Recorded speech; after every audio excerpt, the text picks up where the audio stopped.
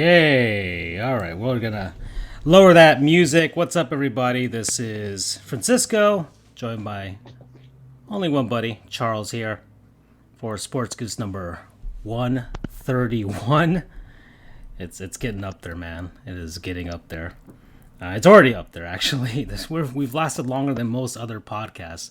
I had a discussion with somebody, like, I think, during the pandemic, during the lockdown, when everybody's stuck at home, I think a lot of people were like, "Oh, let's start a podcast. Yeah, we're buddies. We have deep conversations." And they had like one deep conversation, and they decided to make a podcast. I don't know why this popped up, but it was just like it was kind of like a thread on Twitter today with people talking about their podcasts and stuff, and how a lot of people started them during the pandemic, realized that they didn't have that many deep conversations with their friends, and just kind of gave up on it. But people need to realize that friendship doesn't always mean those drunk, 2 a.m. conversations outside your parents' crib.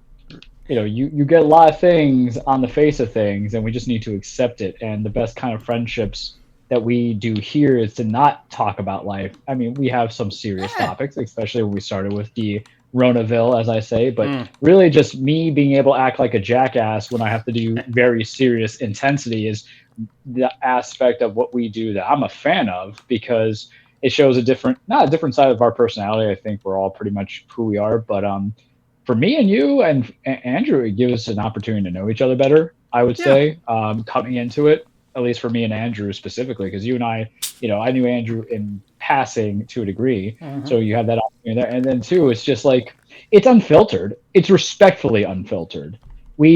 What I like what we do versus everybody else is we either have an agenda because we actually feel passionate about it, or we don't have an agenda and we admit our ignorance, but we really aren't here to deface human beings. Unlike other people who listen to even me attacking Aaron Rodgers. I just brought nothing but straight facts to you guys. Yeah. But podcasting is a lot like Twitter. And you know how I feel about the Twitter fingers, where everybody thinks they could say things or type things without impunity and not be held to actions. And, that's why we clap back here every now and then. But I've enjoyed it. And I don't even do podcasts. You know that. I'm like, what is this? Because I'm so ass back. The only reason you were on Twitter is because of this show. Really, it is. Yeah. Yeah, no, that's kind of been, I mean, we did this before it was cool, right? We were. Very much so. I started this back in 2018, just like, hey, let's see what we can just dick around here and see what happens, and I just wanted to make something, because man, law school makes you woefully uncreative, and so, very much so. And I come from a creative background all my life, pretty much, drawing or producing something, and law school was not conducive to that, and I lost a lot of that creativity. I'm like, I need some of that back. I need some of my life back, and so the podcast was started for partially that reason, and the other reason was because I had an agenda of just being like, fuck ESPN. I'm gonna make my own damn show, and people talk about ESPN and they get into all the politics and stuff like that. Now me, it's just not good anymore. It's just not fun to watch anymore. So it's just, hey, if there's a game on, it's the only game on in town. The only broadcast that's happening, then fine, I'll watch it. But I'm not, if I'm gonna listen to a talking head show, I'm gonna make my own talking head show. So here we are. Here we are now. We're about close to 4 years doing this, which is insane to think about, man. It's crazy. Man, it's they're like, and it's like, it's not like we're doing gangbusters, but I think we're the number one sports podcast in Uzbekistan, which I can hang my hat on. I would even say in America. Just saying, you're Stephen A. Smith and Colin Cowherd stuff. That's nothing. Yeah. Just because you guys have 30 years of credit on us doesn't mean that you're better or more entertaining. It just means you haven't been like canceled. Okay. Yeah. Yeah, and really, nobody's canceling us because there's not do our own thing. There's not really much to be canceled to be honest. Wow, you just pulled the whole "Can I speak to your manager? I am the manager" line right there. Did you see that meme or that video of that girl with that woman yelling at her? And she's like, "I want to speak to your manager." She ducks below her desk and then does like a little twirl. It's like, "Hi, how can I help you?" You have to watch it. It's on Twitter. It's pretty funny. I don't know if it's staged or not, but at this point, sometimes you don't really know, but just for the fun of it, it's fun to watch. Good comedies are pre-written as it is, so it's all right. Yeah. So, all right. So, I guess we will actually talk about sports in this show. Last time it was just us talking about whether Andrew can handle spicy food and Super Well, it's Bowl also treats. because the Nintendo Direct was not very sexy. Yeah, So- and we'll briefly talk about stuff like that because that was before it happened, and we kind of discussed it. But and we might get it out of the way like right now. All right, so There might be live streaming or live reaction of wrestling because Yeah. I'm about to finish Bayonetta. That's true. and That's Starts true. at 8, so you get the weird Yeah, behaviors. and I'm paying attention. I pay attention to our Twitter feed with the wrestling stuff. I send you the Cody Rhodes and his wife are It's going to I make don't the know, cage very interesting. Taking a break. I don't know if they're retiring. Are they really retiring? Are they ever really retired, Charles? Well, you wouldn't say retiring. It's more or less that their contract with AEW lapsed and they couldn't renew it. Okay. Yeah, I've been working they're as free a free agents. agent for 6 weeks. Yeah. Yeah, but the question is, this is really the first time AEW had a free agent because they've spent the last year and a half signing the WWE people that they wanted to sign. Right. So now you have a defector that isn't of low notoriety but high notoriety. Cody was the VP, one of the founders, helped kind of motivate Tony Khan, and now it became. We don't know what the reasons are. I always like to think it's because of money, because at the end of the day, if I wanted more money and if I was happy with the money I got, I would just resign. Would I not? Yeah. I don't think he's going back to WWE. That's a cage spoiler, but for a guy who left to really talk that talk and talk that ish and build upon himself just to go back to WWE, knowing everything is heavily scripted, heavily criticized, and they use the pillar. I mean, it's big balls, but at the end of the day, you're still going back It to that seems boss. like you're lowering yourself again. If that's kind of Well, it just proves it just proves actually something wrong, right? And everybody's gonna yell at me, but I don't want to put this kind of pressure, but I'll leave it this, and then we'll talk about it a little bit more. Yeah. If Cody, I think, actually goes back to WWE, then it proves that there's no such thing as pro wrestlers, just sports entertainers, because it's all about the money. And Vince McMahon's gonna be the biggest provoker of that. There might be people who say they're pro wrestlers and they try to be pro wrestling, but Cody, to give you some background, had it be created like Stardust, like his brother's counterpart. So if that's where the cash is, then really kind of goes and says wrestling's more about the money and then acting, right? Instead of actual stunts performed. But stuff happened this week, last week on a lot of stuff. Super Bowl. We got finally the trade happened in the NBA. The trade everybody was expecting to happen finally happened. So we'll talk about what's going down since the trade. So that's going on. Hockey is back. The NHL is back from their Olympic All-Star break, even though they didn't go to the Olympics. And so that's going down. There's some firings as well in the NHL with regards to head coaches, including a beloved player that Andrew would talk about if he was on the show today, coaching one of the most storied franchises in NHL history. And baseball's not doing anything. As predicted. Yeah, and I have a baseball game in the background because today was supposed to be the first day of spring training. Pitchers and catchers were supposed to report. So I just have a random baseball game in the background. I think it's Sammy Sosa something baseball from way back when on the PS1.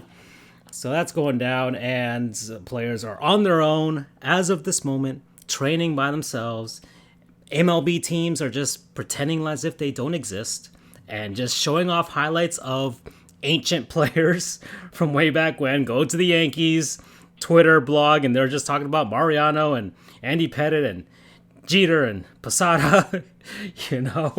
Like it's and other teams are just like, hey, we're out in the community right now. It's like, no, so. I must feel bad for any of the teams who like sucked for years, like Milwaukee, who don't have legends to really kind of. I think they're just like showing off. I think they're just showing off like Hank Aaron. They're like, here's our mascot. Here's Hank Aaron. He played for us his last 2 years. You got to do the great fallback, Jackie Robinson. Yeah, and then just leave it at that because who's going to hate on that? Mm-hmm. Yeah, the Dodgers have to go way back. They're like Sandy Koufax, and here's Kirk Gibson doing his fist bump. They could just do Manny Ramirez and Joe Torre.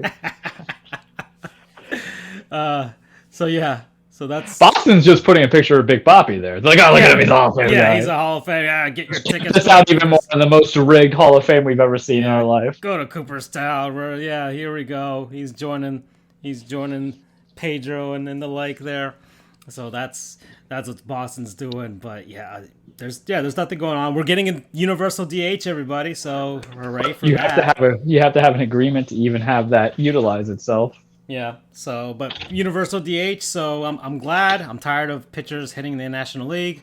So that's going to be fun for once to see that happening with the Marlins. It just surprises me that there are people who still want it. I'm like, are you kidding me? Bottom of the ninth, 2 outs in a World Series, weird. And you want to leave it to like Garrett Cole? I don't. I really do like the system of. All right, and the pinch hitting logic doesn't make sense anyway. Yeah, if you have an Ohtani, you have an Ohtani. All right. But and look, Zach Greinke wants to be one of those. He wanted to be one of those guys that could hit and pitch, and he honestly could have if the Royals had let him be that. But you know, this is the way it should be. This is how it is. Baseball is all about specialized positions, anyways. So you just made a specialized hitter. That's it. That's all you did. Yeah. And because you have to think about it too. The argument isn't just to the bottom ninth scenario. It's literally it's a loss of a player in those innings. Yeah. When you have like your just standard mid-card guy or mid-card, your mid-reliever guys, your eighth minute setup. So what's the whole purpose of having a pinch hitter? Just do what should be done, which is what I want, and just expand the roster, include more pitching. Plain and simple. So we can get finally the 6-man rotation instead of 5-man rotation. Instead of 25 guys, put 30. Here we go. Yeah. You know, and the arguments against it was always like, oh, it goes against the original intent of the game, and there's less strategy. But the National League pitchers, I would say, let's say the late 90s, early 2000s, they would at least try. They would get up there, they'd try, they'd take a few hacks and see if they could put the ball in play or something could happen, you know? And then once you got past that, once you were like late 2000s, getting into the 2010s, pitchers became more and more apathetic at the plate. And now, and especially last season, because I think last season they were basically protesting in a way. Pitchers would just literally stand up there, hold a bat, and not even lift it off of their shoulders. Their sexy .7077 batting average, and then walk away. Like you rarely had that situation, like that Padres pitcher that was like from San Diego and just happened to be up at bat with the bases loaded, and did hit a grand slam. Like that's great, and you know we're gonna not have those moments anymore, but they're so few and far between. I think what it is just the people who are fans of it just want to shit talk people about it. Because that just gives another thing. Because in pitching, when you're comparing it to your team or greater pitchers, sometimes it's tough because even the best pitchers are off their game. But then if you added the set of hitting, you're like, oh, this is a great thing because we have all this stuff. But it's really just useless. And every time I've heard a person try to defend the need for pitching or pitchers as batters, it never made sense to me.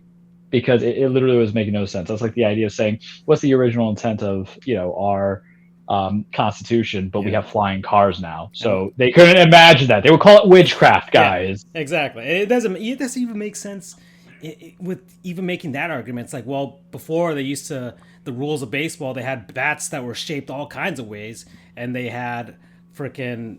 Pine tar was relevant everywhere. Outs were basically you could get an out by just catching it on one hop, and you had no gloves and no equipment, and so it's like okay, then you can go back and make that argument too. It's like hey, they've changed things along the way anyways, and people are making fun of some proposals Major League Baseball might throw out there, like, hey, do we really need third base anymore?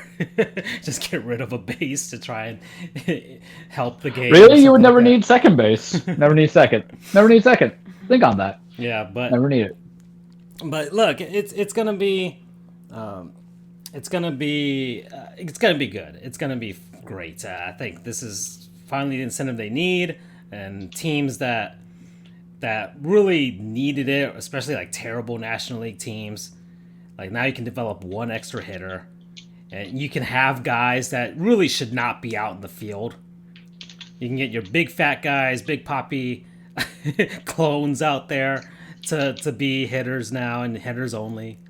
So it's fine. You know, there are some players where they probably should be out in the field. Some people make the argument like Giancarlo Stanton shouldn't be a DH only.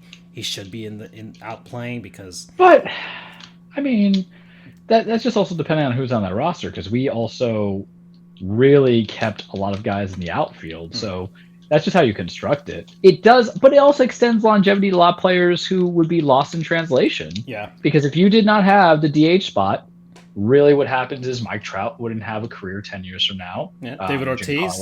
David Ortiz would definitely not be in those high credentials. Rafael Palmeiro, all these other fun dudes who are steroid driven. It matters. And the reason why it matters is because we're saying, hey, you might be fine in the field. And I've never seen a defensive hitter, designated hitter. I'm thinking football because I'm looking at stuff.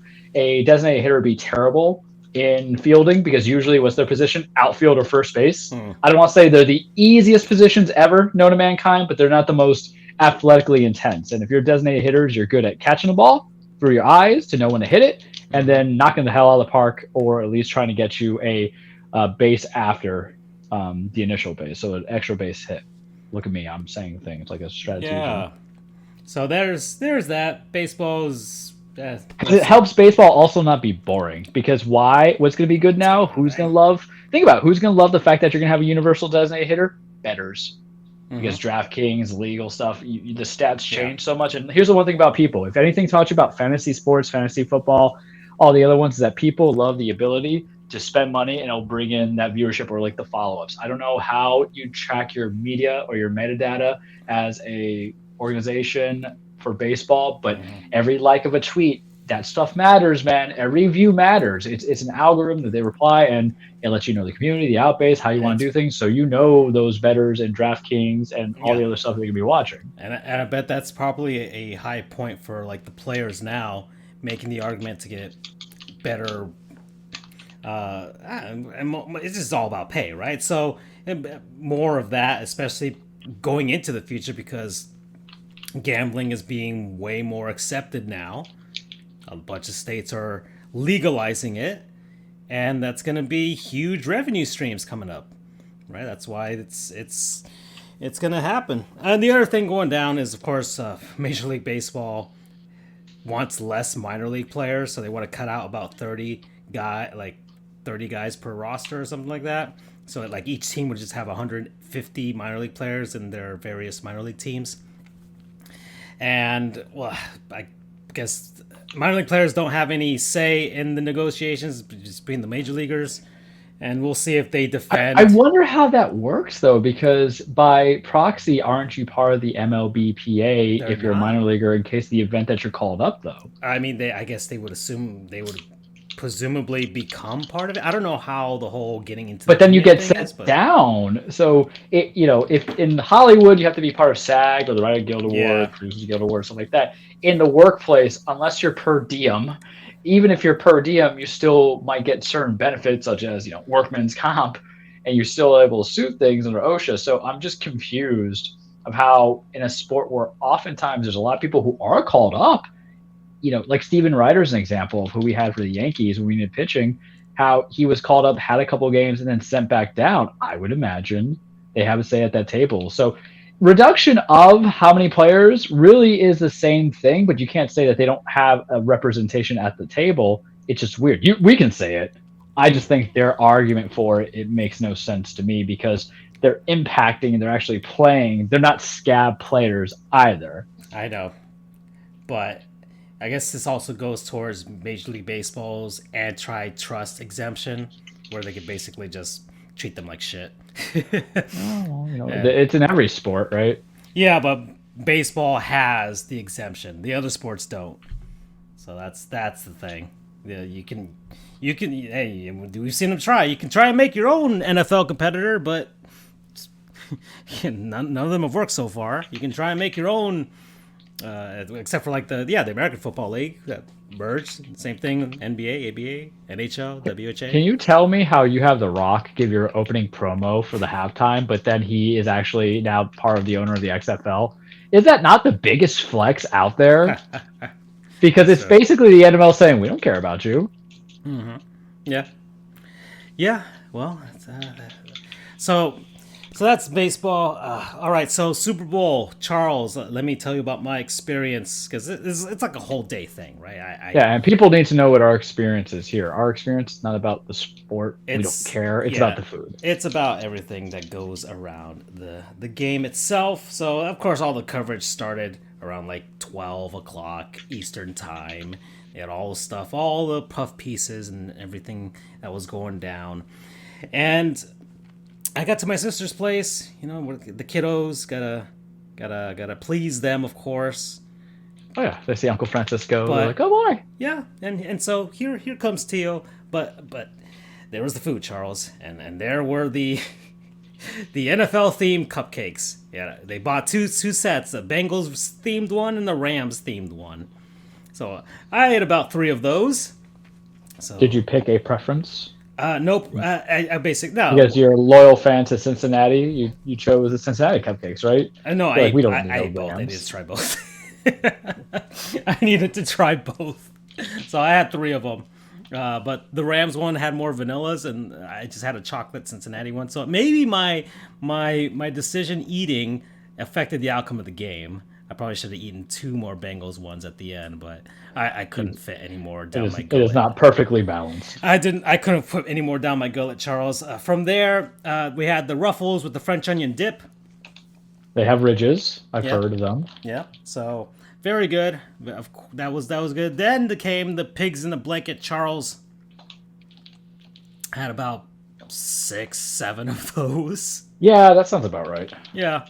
So pigs in the blankets came on by, and then my brother-in-law made that dip that I told you about. With the cheese and the peppers and the meaty bits inside of there. So I had those with some of those Tostitos. I had the disc ones, not the scoops, the ones that are like small little discs. They're basically scoops, though. Yeah, basically like communion crackers. I'm eating the body of Christ and dipping him into some queso dip. Man, of all the blasphemous stuff we've said on the show. I feel like that's pretty tame. Now, if it was salsa, then you're just doing role play. They had salsa, but I didn't use the salsa. But we also had the Chili's. Chili's dip, the bean dip that they have at Chili's. Like I told you, it's a good suggestion to do. Just get some of that Chili's dip. But did you feel I was correct in the sense of how you do your chips? That you're happy that there's a thing that's like a break apart or also perfectly cut the amount of the small circular ones are also very structurally sound, so they don't snap on you. They don't snap on you from Tostitos, so those are pretty damn good. I like those. They bought some Chips Ahoy. I had some of that stuff. The chewy versions. I had the Candy Blast. Those were pretty decent. Mm-hmm. That was in the house for a while. What the hell just killed me? So Chips Ahoy. What else was there? The main course was a steak. Man, how are you getting on me last week about ribs and then you tell me steak's there? I don't know. They made steaks. And that was their choice. I didn't make that choice, but there's a steak. I'm going to eat it. Flat. Or thin. I'm not imagining it's fat. That was a thick boy. Not thick, but medium thick. But that was the main course. They had rice and stuff like that. But I just kept eating, Charles. It was bad. Yeah, it's terrible. I feel you. Yeah, I mean, over the course of that entire game, I was just picking at that food. One after another. That's why you have to go with finger foods that will fill you up.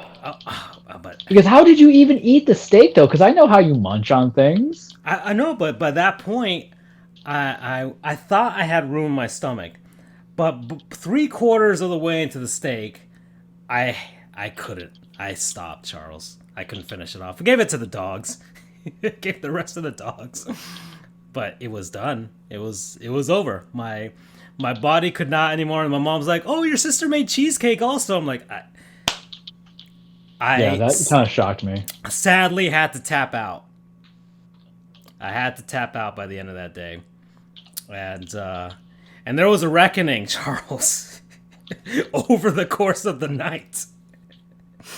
I woke up at 5 a.m. with a pain. My stomach was imploding on itself. And it was one of those like you sit on the toilet and you nothing's happening. Like it's just one of those like, oh no, you're gonna feel this for quite a bit before what happens is you're just preparing last rites, essentially. So you're speaking in Spanish, en el nombre del Padre, Madre, I was just trying to. I was just whatever elements that you're just forcing it. Yeah, whatever elements that was creating and whatever chemistry was going on in my stomach was not ready. So I was just lying in bed for 2 hours trying to get to sleep. Oh, wait. You're doing the side to side? That's how you know it's for real. Oh, no. Yeah, no. It was bad. I'm trying to find comfortable positions. I'm trying to see what's going on. I'm drinking water. It wasn't happening. And it was bad. And yesterday I drove back home and I was still full from the day before. I really didn't eat much during the day. I just had like half a turkey sandwich and some grapes and some apple slices, and that was it. And today I had, man, I'm just going to town with these pistachios, Charles. What have you done to me? Yeah, listen, I told you though. My if you have to go affinity for healthy. pistachios, I forgot how much I love those damn things. But I control it. I count how many I'm having, so I'm not going too crazy now. And yeah, that was my Super Bowl experience. Not with regards to the game. So that was mine. Well, so for me, I kept it simple. I went over to my friends and we all split Bruiser and wings. There was heavy alcohol involved. Even though I said I wasn't going to, but I got there like 5:30. So it's the implication. It's the implication. It's fine. And I had steadily throughout those 3 hours, the wings went from like 1 to 5, 7. I think I had a total of probably 10 wings, 12 really. There was a lot coming into play, and damn, they were good. Oh, yeah. Grilled, extra wet. You're like, yeah, what's up here? No sweets at all. I didn't even want no chips or nothing.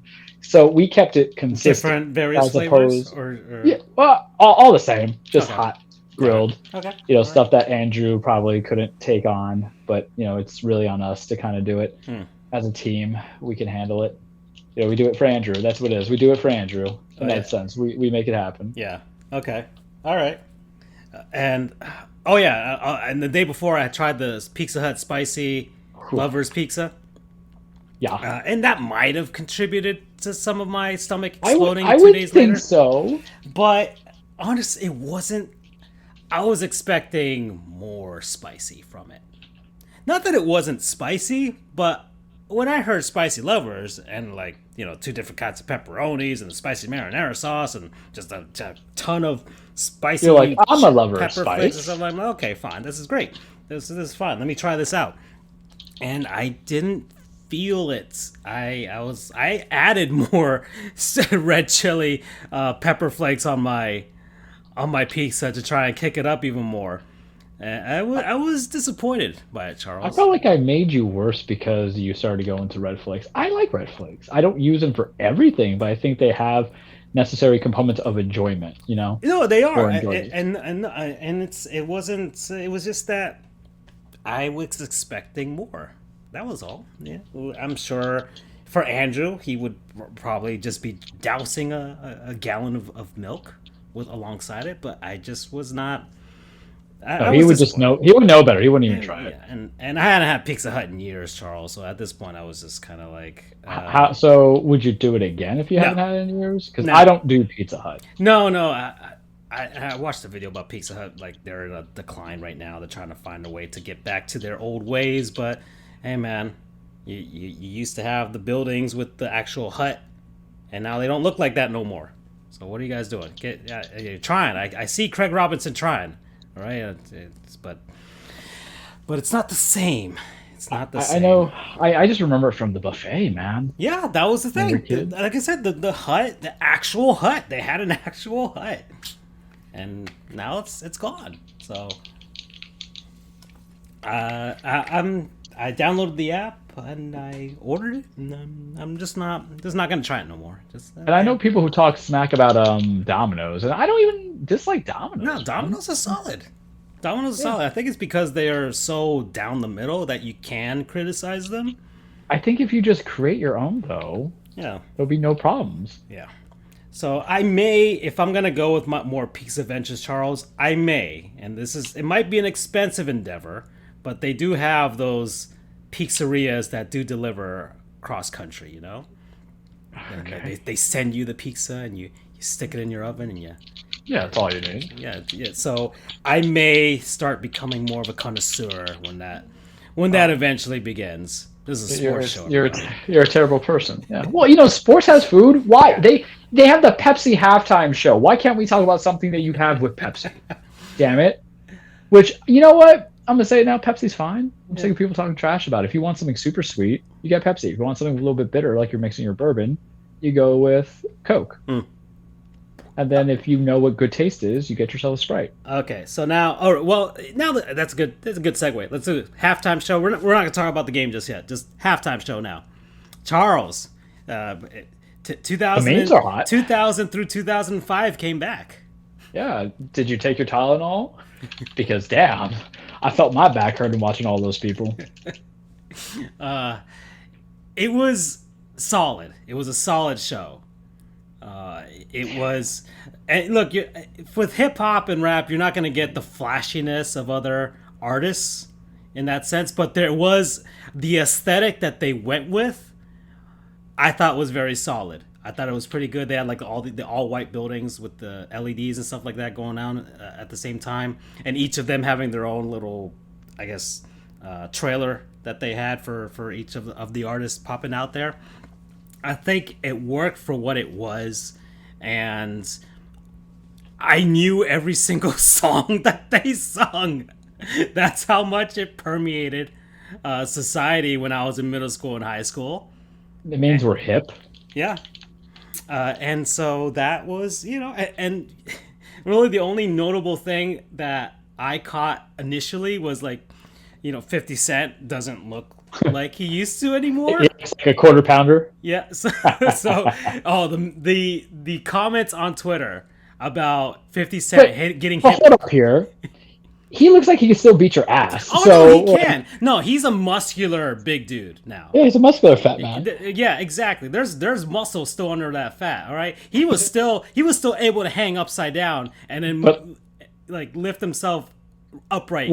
We're gonna talk trademark here jokes because I gotta have it while I can because I'm trademarking the quarter pounder one. But I'm also trademarking the fact that 50 Cent got heavy because inflation's so high. Oh no, you can't trademark it. You know how many people made that joke on Twitter?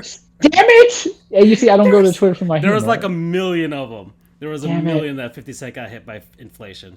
Yes, the quarter pounder one I hadn't seen. I hadn't seen the quarter pounder. I'm taking that one. I saw 50 cents, 100 cent now. 50 cents not on the value meal anymore. But Yeah. You can't have 100 cents, $1. Yeah, well, so Ignorance. Favorite portion? Oh, Mary J. Blige. I liked her part. Really? Yeah. So I felt she was the one that's out of place because of her music selection because she did No More Drama. Great song. Well, yeah, I don't know if I need that in my. And here's the thing, for anybody who has not listened to No More Drama, it's about domestic violence and abuse and addiction, and the NFL is very known for hiding that ish. Oh, but Charles, these artists they also went in there with an agenda. Of course, as you know. So that probably was a choice by her to sing that, which is incredible to do in front of all NFL players. Then you had Eminem, who kneeled. Apparently the NFL was like, "Don't kneel," and he was like, "Fuck that, I'm gonna kneel," even though it wasn't during the national anthem. So now people are like, "So what exactly were you guys against in the first place then?" So here we go. That stuff pops up now, and that stuff's just going down on the Twitters. Who else was what other thing was being noted Kendrick. out there? Yes, and also Dre about police. So he said the line. So there was that. Snoop Dogg smoked weed before he went on the show. I don't know why people made that big. I don't know if that was a big deal. Honestly, like, were you surprised by that? I would be surprised if Snoop Dogg didn't. It's sensational. That's what it is. Yeah, I don't know what if Snoop Dogg didn't toke up before he went on would be a surprise to me. Like y'all don't remember 1980s football? They were doing lines of cocaine before each game. Yeah, exactly.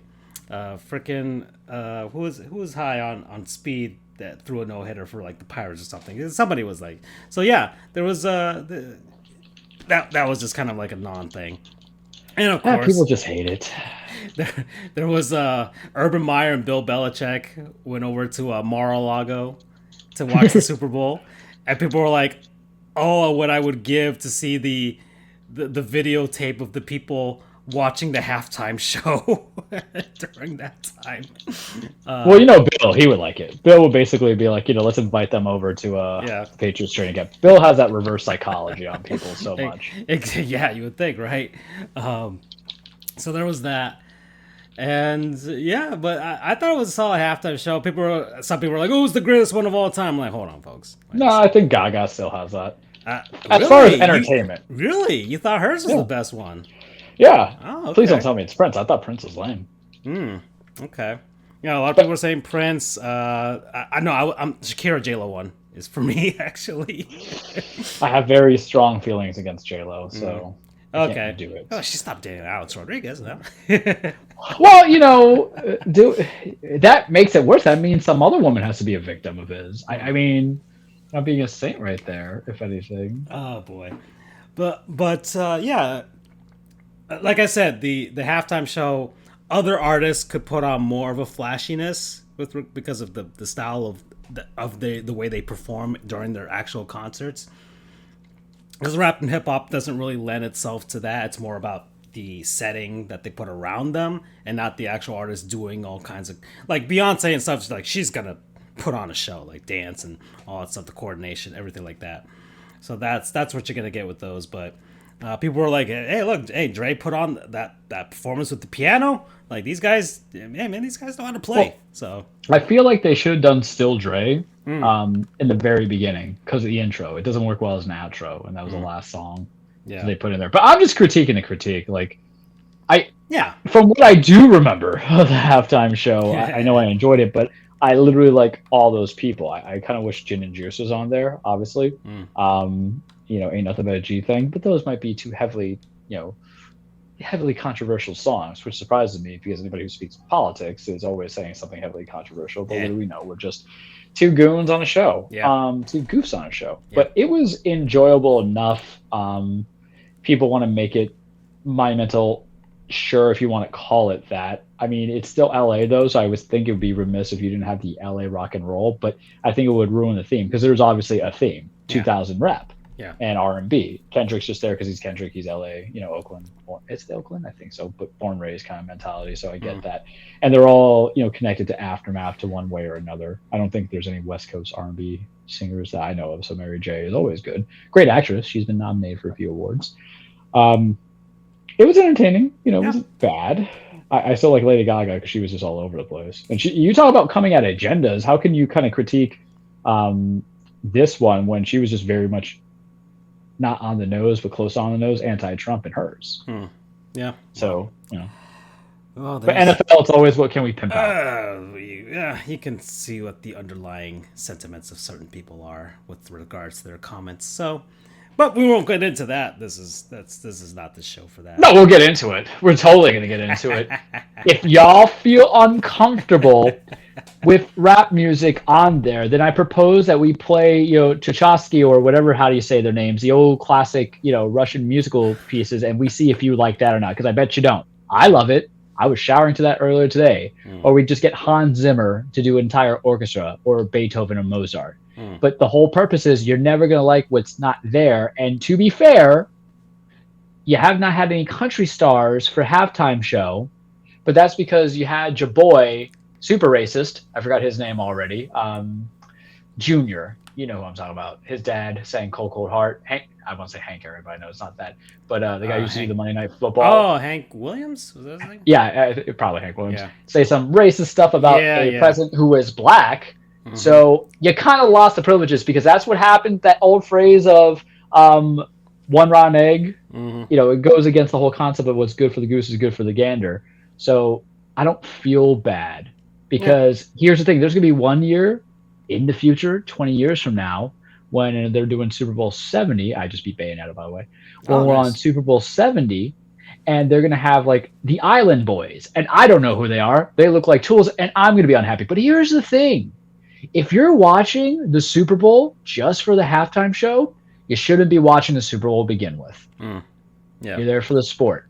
You want to watch it if you're truly against it. Just hang out with friends and just trying to eat food and get drunk.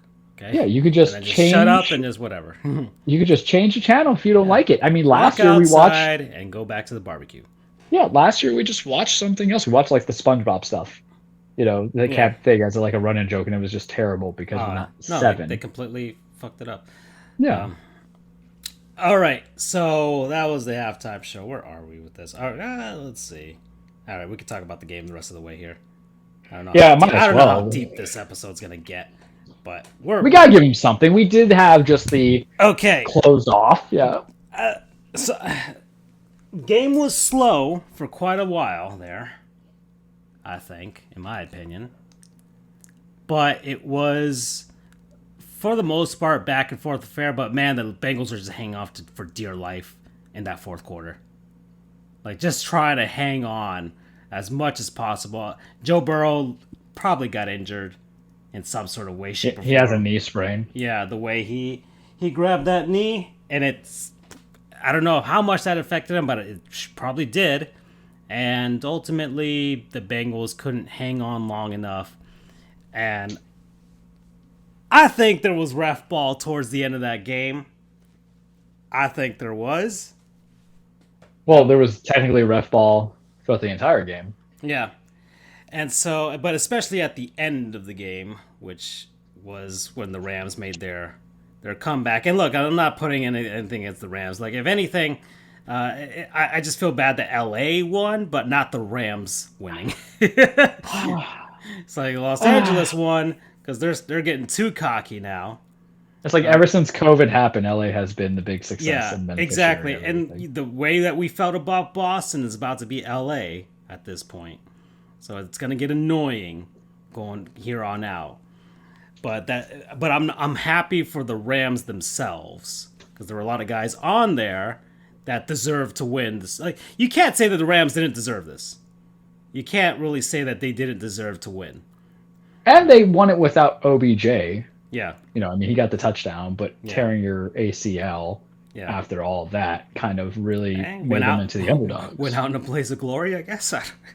Yeah, I mean, his career is done for the year. Yeah. ACL is about, 11 months? Yeah, but he got his ring, which is something that the New York Giants couldn't and the Cleveland Browns couldn't provide. Yeah, exactly. So there you go. The poor boy Jarvis Landry. Like, he can come on down to Miami and be in his Timberlands on a boat as long as he wants now. Yeah, just chill. I don't know if there was ref ball to the way that people made it to be ref ball, because you got to know you're not. The only time you're going to be able to get that handsy, I feel, is actually in the end zone itself without getting no calls because they want you to play it right. Consider that we had the T. Higgins face mask on Jalen Ramsey, and it was so quick that it made it look like a trip. But I don't even think, unless there was replay, no one would caught that in the normal eye. So I can't even think you can claim like ref ball. But they knew it was going to cop. It was going to be a sooner or later moment when there was going to be a call. But it's not on the call that led to the touchdown. It was 3rd and goal and long, and then they got another chance into it. And that's the whole thing. You just got to play defense. Yeah. And no one's happy. The same thing could be said with like the Jimmy G touchdown or missed touchdown from years ago because there was some holding. The same thing could be said about the New York Giants' first Super Bowl against the Tom Brady's because that was holding, man. No one gives you a pocket that clean for 16 seconds on the offensive side. And I was looking at the Twitter stats where people were like, oh, it's a false start. Let me tell you right now, false start is the most innocuous, in my opinion, penalty to happen if it's not anybody but the D-line. and your D-line was trash anyway, Cincinnati, because after the first quarter or second quarter, it just became like end game right there.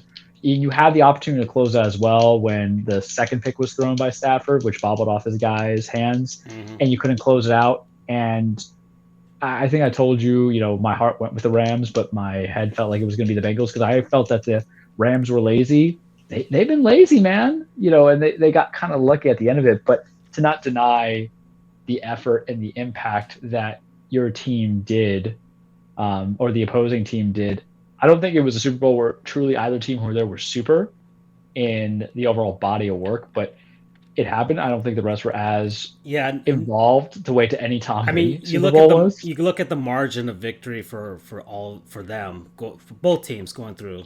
It wasn't like they were destroying teams. Right? They were all close. I mean, the Rams barely got past the 49ers, and then the Bengals, same thing. And even this one, so it's a 3-point game. It still surprises me that Sean McVay didn't get Coach of the Year, even though my boy Mike Vrabel got it. McVay won the NFC West in the hardest division, he proceeded to the Super Bowl. So I really feel like, and I said this about Cooper Kupp, I think on the show last week, but I know I said it to my coworker, where to me Cooper Kupp was actually the MVP of the season, not Aaron Rodgers, and that if he ended up getting Super Bowl MVP with good stats, and this time he did, 2 touchdowns, 92 yards on like 7 receptions, it really just kind of proves the point that you might as well just encompass it, not just the season, but overall, because postseason means you're still season. It's not over. So what's to say about you? But I thought Sean McVay should have been heavy consideration, especially since he was doing it without Robert Woods, especially since he was doing it with Matt Stafford learning on the fly, and getting OBJ and Von Miller in the in-between. It's not as if they started in the season. But I think what happens is we have always hated the Rams, not us, but the fan base that are not Rams, so the anti-Rams, because of the fact that they've been doing this thing for a while, trading picks, getting superstars, and not grooming and spending money and doing all this other silly stuff. Yeah, it was a mess. They're playing a different game.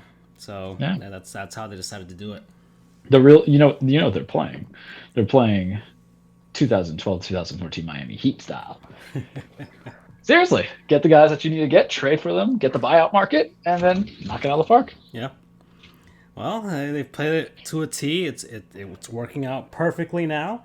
And I titled this episode "The Detroit Lions Suck," because man, the tweets coming out afterwards, I mean, with regards to Matt Stafford and his relationship, it's his time with the Detroit Lions. It's a reckoning for that franchise because they wasted Barry Sanders, they wasted Calvin Johnson, and they almost completely wasted Matt Stafford. But he got out. They did. Yeah, he got out just enough time to go someplace else and win something, right? Because we don't know if he's going to win ever again. We don't know if this is going to be something in the future, but he got one. He got his one. And so that kind of solidifies a lot of things for him. I would assume he goes to the Hall of Fame, I think. Well, but I don't know. Here's my beef with that. 2 things. 1, Matt Stafford must feel very happy that he doesn't have to be coached by Matt Patricia anymore. 2, his career is not over. No, and for some reason, 34. We have literally said that his body of work has now been complete because of the fact that he won a Super Bowl.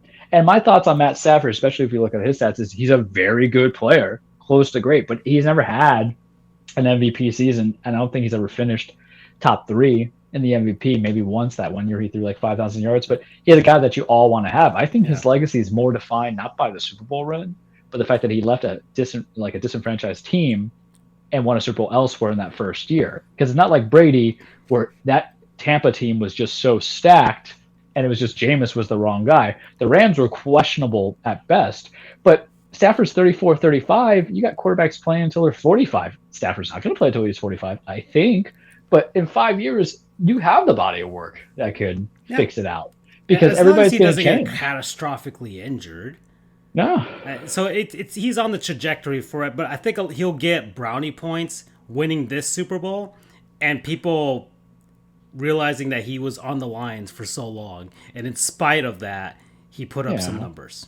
But the next 5 years, if he keeps with that team, all things relative, he's going to average between 4,000 and 4,500 yards. Mhm. That's by the end of his career. I mean, Yeah. I'll bring up his stats as you harp on him for 2 seconds because I think everybody's always liked him. Yeah, There's not a person I and know there's that's like, always yeah. the bare minimum argument of, well, Joe Namath's in the Hall of Fame and he was a shitty quarterback. Larry Bradshaw technically is, Yeah. right? And that's not impressive Yeah, to well, me. mhm. 4 rings, sure, but he wasn't. He was like gobstoppingly good. Right. So this is the Matt Stafford. Take out the QB record of wins and losses because this is a lot of bad team. But his career is 63% completion, not really accurate.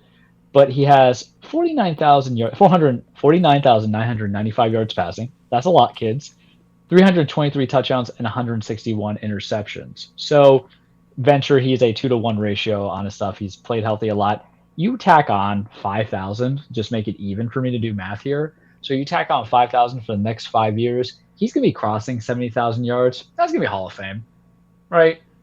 Even if he's under at like 4,000 yards, he'll come close to 70,000. We already know it is, and he's got the postseason. Now, mind you, if he pulls the Drew Brees where you're a great quarterback and then you just can't seem to win postseason games, I think that'll hurt him more than hurt Drew because Drew at least had other awards to consider, such as Offensive Player of the Year and stuff like that. But it's there. It's so, I'm going to say this right now. It is super easy to get into the Hall of Fame as a quarterback if your stats are padded and you play for a long period of time. And that was the argument against him when he went to the Rams. People called him Stat Padford or whatever. But what do you want? You want them to play like Joey Harrington? Yeah. Y'all remember that man? Seriously, what do you want? Because listen, if Matt Stafford, if they said, hey, it's not going to cost you any money at all, you're going to get him straight up for, we'll give you Ryan Tannehill for a cup of coffee. I'm like, give me that man, please, and I'll take it. But I think it's just kind of ridiculous how we've made this. We just want to hate quarterbacks that shouldn't be hated, plain and simple. Yeah, ridiculous. No, but this, I think people are happy for him overall, right? Yeah. So he went to Disneyland. This is ridiculous. Went to the parade, went to Disneyland, did his thing. So there's that. But the other person you're super happy for, Charles, Aaron Donald. Aaron Donald. Yeah. I mean, I don't think he beats LT, but he's definitely now the hard number 2. Guy's been consistently good for like 9 years, like an all-pro for 7 of 8 years playing. Played hard. Very hard. Do you think he would retire? Do you think he would just do it? Like, it doesn't seem that way. I'm like, why would he retire now? Right? I mean, he can retire and all that stuff, but it's just one of those things. You're still on a team to get you there for the next couple of years. I can understand. Yeah, well, not even running back, but they could be in the contention for the next several years. That's the thing. I don't think you get next year, to be honest with you, but you have enough teams that you don't have any picks, but you'll figure out who to cut and who to keep, and then you still have Cooper Kupp for 2 years on a contract that's very, very, very handsome and helpful for the team. There's a Jalen Ramsey situation that you have to kind of be like, about, but it's all still good. Took 13 hours, 28 minutes, and 35 seconds to beat Bayonetta. Nice. Just for your information. No, 14:24. I just saved over. I don't know why it thinks I'm going to play hard. No, I'm not going to play hard. So it mirrors me, but Aaron Donald's he's a great passer. He's that heavy defensive tackle who's a right end. He just does everything well. He's basically what the final product of J.J. Watt would be if J.J. Watt got a title or even a chance. I always feel bad for J.J. Watt because you want to talk about missed opportunities. Yeah. He is definitely up there on the Texans team. Wasting a career, right? Houston. Yeah. Well, now he's in Arizona, so on a 1-year deal. So we don't know if that's fair, but I feel very happy for him. And part of me also kind of feels happy for OBJ, and I know I'm rooting for the bad guy in doing so. But the idea is that you got fired on your day off, bruh. And people want to call you the prima donna, and you went to a team, learned the playbook, got like 8 touchdowns in like 9 games to help out that team when you had to become the quick number 2 because Robert Woods went down and Van Jefferson's still developing, and then you even contributed in the Super Bowl, and you got hurt, but it's like a great middle finger because doesn't it bring back to Cleveland's management where you just let this guy leave to sign anywhere and he got a Super Bowl ring? Yeah, I made a big ass deal about it. Him reuniting it was a Jarvis Landry or whatever, and all that stuff. Yeah, because at the end of the day, he's gonna look reborn. He is not pulling the Antonio Brown that you thought he would pull. Because I think personally, conspiracy theory time. Get the tinfoil hats in. Alrighty. Sometimes when GMs and executives and owners make these moves, it's on belief that they hope that the person released has failed. You cannot tell me in a world that's business and that is cutthroat like the NFL that they can part ways amicably without any kind of hope or destruction done onto the person that they're firing. Seriously, training day cuts. Yeah, they got the only way they can justify something like that is like, well, look, he sucks. Like, yeah, look, he sucks Antonio now. Brown did something. Fire. Yeah, he sucks now, or he's insane. Look at that. Why would we want that on our team? I was right. Don't fire me. And that's the thing too, is that you cutting somebody mid-season really is your notification to the other 31 teams that this guy's a problem child. He's been traded now twice. He's been released. This is his third team. All this other stuff. You're putting in all the bad juju that's in there because you're pushing the agenda. It's up to this man's talents to go to it. You know what it kind of reminds me of? Josh Freeman, when he had beef with Greg Schiano. That stuff. He gets cut. He gets put into the Vikings, and then he's got to start one game after barely reading the playbook. And just tanks the Minnesota Vikings, and he was dead on arrival ever since then. And then he was lazy, he's this, and it became the Adderall situation, if you remember his stuff extensively. So don't tell me that if you release who you consider to be the problem child in your organization, you're not at least talking, because first thing you do is you never release anybody. You always try to trade somebody. But the problem is when you go and try to trade somebody, you're already letting other leagues know that it's bad apple, so you're already poisoning the well. But I'm kind of happy for it because now he gets a re-idea talent. Now the 2 ACLs injuries, that's one thing, but the guy's too talented to not get another look when he's healthy. There will be a team that does, and I think I would really say that for a player of his capacity, his concerns of aging would hit when he's like 33, 32. So you at least might get 2 years out of it. We'll take him, sure, we'll take anybody. But I'm happy he got that too. And then Andrew Whitworth, he's 40. Been in the league for a hell of a long time. Originally got drafted by the Bengals and wins his first Super Bowl against his former team. That's actually a better storybook when you think about it. Yeah, they put up the thing. He was like one of like 3 players that were in there to start a Super Bowl game and they're in their 40s. It was like him, Tom Brady, and I forgot who the other guy was. But yeah. So a lot of feel good stories. Sean McVay is the coach right now. He has his own Andy Reid coaching tree. Yeah. So now he finally has his Super Bowl to justify all that. So yeah, that's it, man. Did you like the Super Bowl though? Because it was kind of dull to me, man. That's what I said. It was a slow game. You didn't see much flashiness. I wanted the Bengals to win, but I don't mind that the Rams, not Los Angeles, but the Rams won. It sucks that the Rams owner is a piece of shit, and he got another Super Bowl in another city. You know, Jerry Jones just died. I'm more corrupt than him. Yeah, and he gets a Super Bowl ring. That's true. Super Bowl ring. Yeah. So there's that, but and then LeBron put out, let's make a triple parade for the Dodgers, Lakers, and Rams today. Like, well, you can call it LA Day, sure. We all just kind of cry if that happens. Oh man, all their franchises are good. Even the LA Kings are coming back. Like their rebuild is really on track right now. I can't. Well, if there's anything that sports owners and executives should take note is that the 3 perennial teams, minus the Lightning, who are in Tampa, but those 3 local teams, why they got successful is because they hired the right brain trust, and they spent a shit ton of money. Yeah, because you could be like the Oakland Raiders, the LA Raiders, but we're talking about Oakland days here, where you spent a whole ton of money and you did not hire the right people to do so. Yeah. Or you could be like the San Diego Padres of current and yesteryear, because they are my baseball equivalent. They're the only ones that top in my brain, where they spent a whole ton of money and didn't have the right people. Can't say the Yankees, because we had the right people. We had the bad spending. So it hurts when they come to mind. But even, your Boston sports, the Patriots, the Bruins, and the Red Sox. Yeah. It just goes to show it's really hard to win with a shoestring budget and just solely trying to put all your points on the advanced stats and all. It's like you need Yeah, and metrics combination of never work. everything. Metrics Exactly. never work. Yeah, Analytics are overrated. the Oakland A's have not won a World Series with all those analytics. The Tampa Bay Rays have not won a World Series with all those This was analytics. always my argument to analytics. You're basing analytics mostly off of guys who never played for your team in your system. That's the problem. That's why I thought the Houston Rockets were kind of flimsy when they were all big analytics. Everything was like a 3-point shot and stuff like that. Yeah. One, the rim is different. The distance between the 3-point line is different. But coaches, no matter what sport it is, and I know I like a couple of shows ago, like many years ago, I said there's no such thing as a system, but there's a game plan effectively. So if you're drafting a guy or even getting a guy in free agency, it's going to be a little different.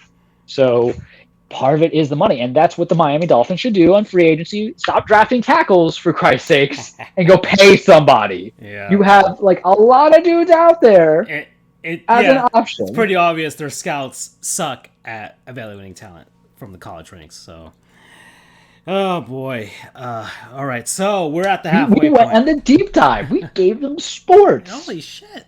Wow. Well, the second half of the show is about to get stupid, so let's start. Let's go with the right segue for this. We're going to do word from our non-sponsors, people, places, things, concepts, what have you, that we've been enjoying over the last week. Charles, I'm gonna give you mine right now. All right. Okay. We're talking about pistachios. I was just gonna put the one that a lot of people know about, Wonderful Pistachios. That company. They sell them in all kinds of different flavors. I just bought the salt and pepper flavor most recently.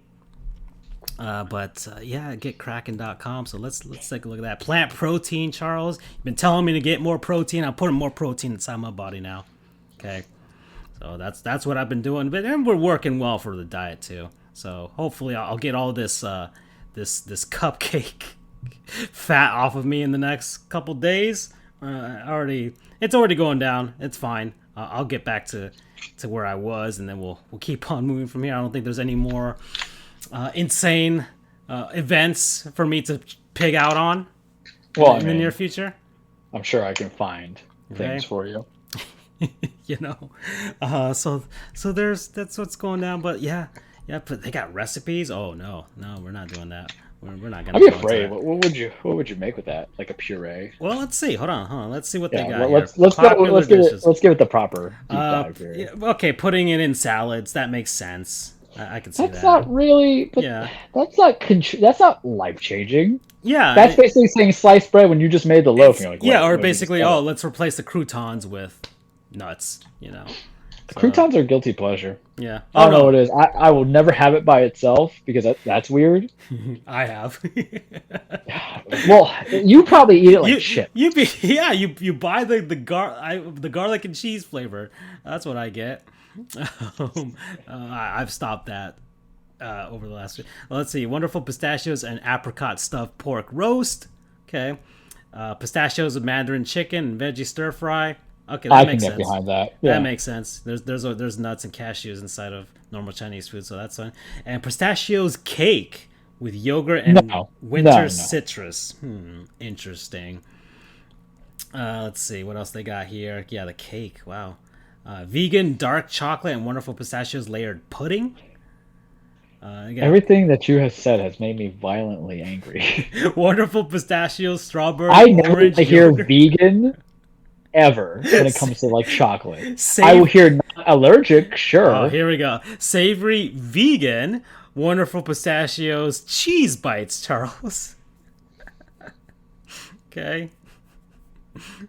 Let's see. Why can't you guys just accept that here? if you can't take it, don't have it? Like we all can't drink gasoline, it will kill us. So just treat it like that. Stop making these imitations. Stop making me electrical cars. Put that oil in that engine. You don't get the lactate-free, vegetarian, anything. Just don't eat it. Just miss those days. Just do what I do and stare at happy people who could process cheese accordingly without, pooping their heart out. It's fine.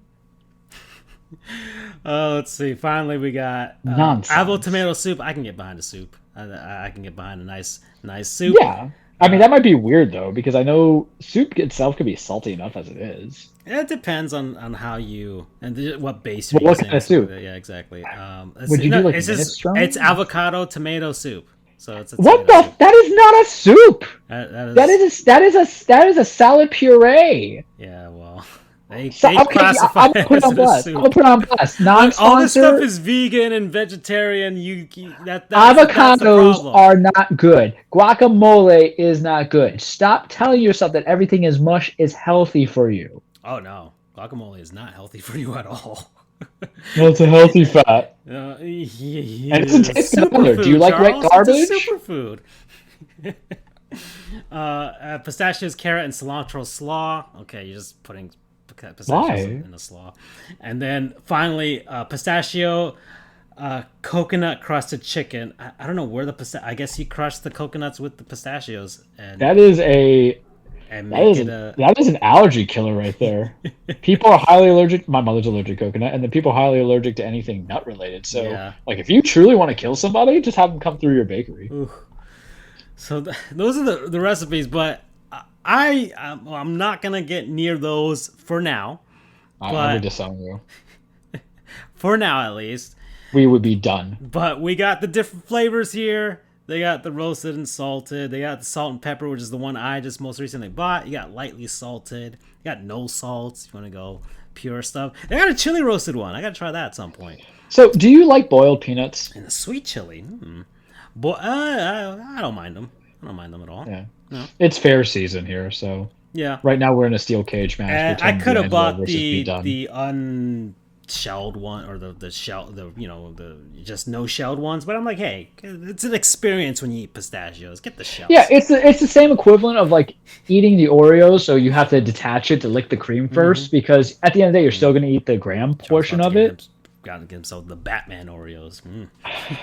I feel like this is a very The philosophical non-sponsor. The run up is coming up, Charles. The Batman run up. We're almost there. Yeah. And unfortunately, I can't lift weights to feel the power of Bruce Wayne in my body because I hurt my back. Yeah, I'm gonna try out some of these other flavors soon enough. I mean, they're not that bad in calories either. 160 calories for I don't know how many, but so you eat It's just the salt intake that you have to worry about. Yeah, that's the thing. Your sodium's about to go up real high. Drink a lot of water. Okay, drink a lot of water with these, but they're good. I like them, and probably buy some more. So pistachios promo code D's nuts. I should have known. Mine's also food related. I already kind of gave them the shout out earlier, and I gave them a shout out I think this time last year as well. But it's Bruised Room chicken wings. Yeah, I love them. They're so good. They're mighty tasty. Muy delicioso. I always, I don't live in Boynton Beach that much anymore. We don't go there as often because usually when I go visit the friends, we just go get like Ale House because it's simple, it's easier, it's closer.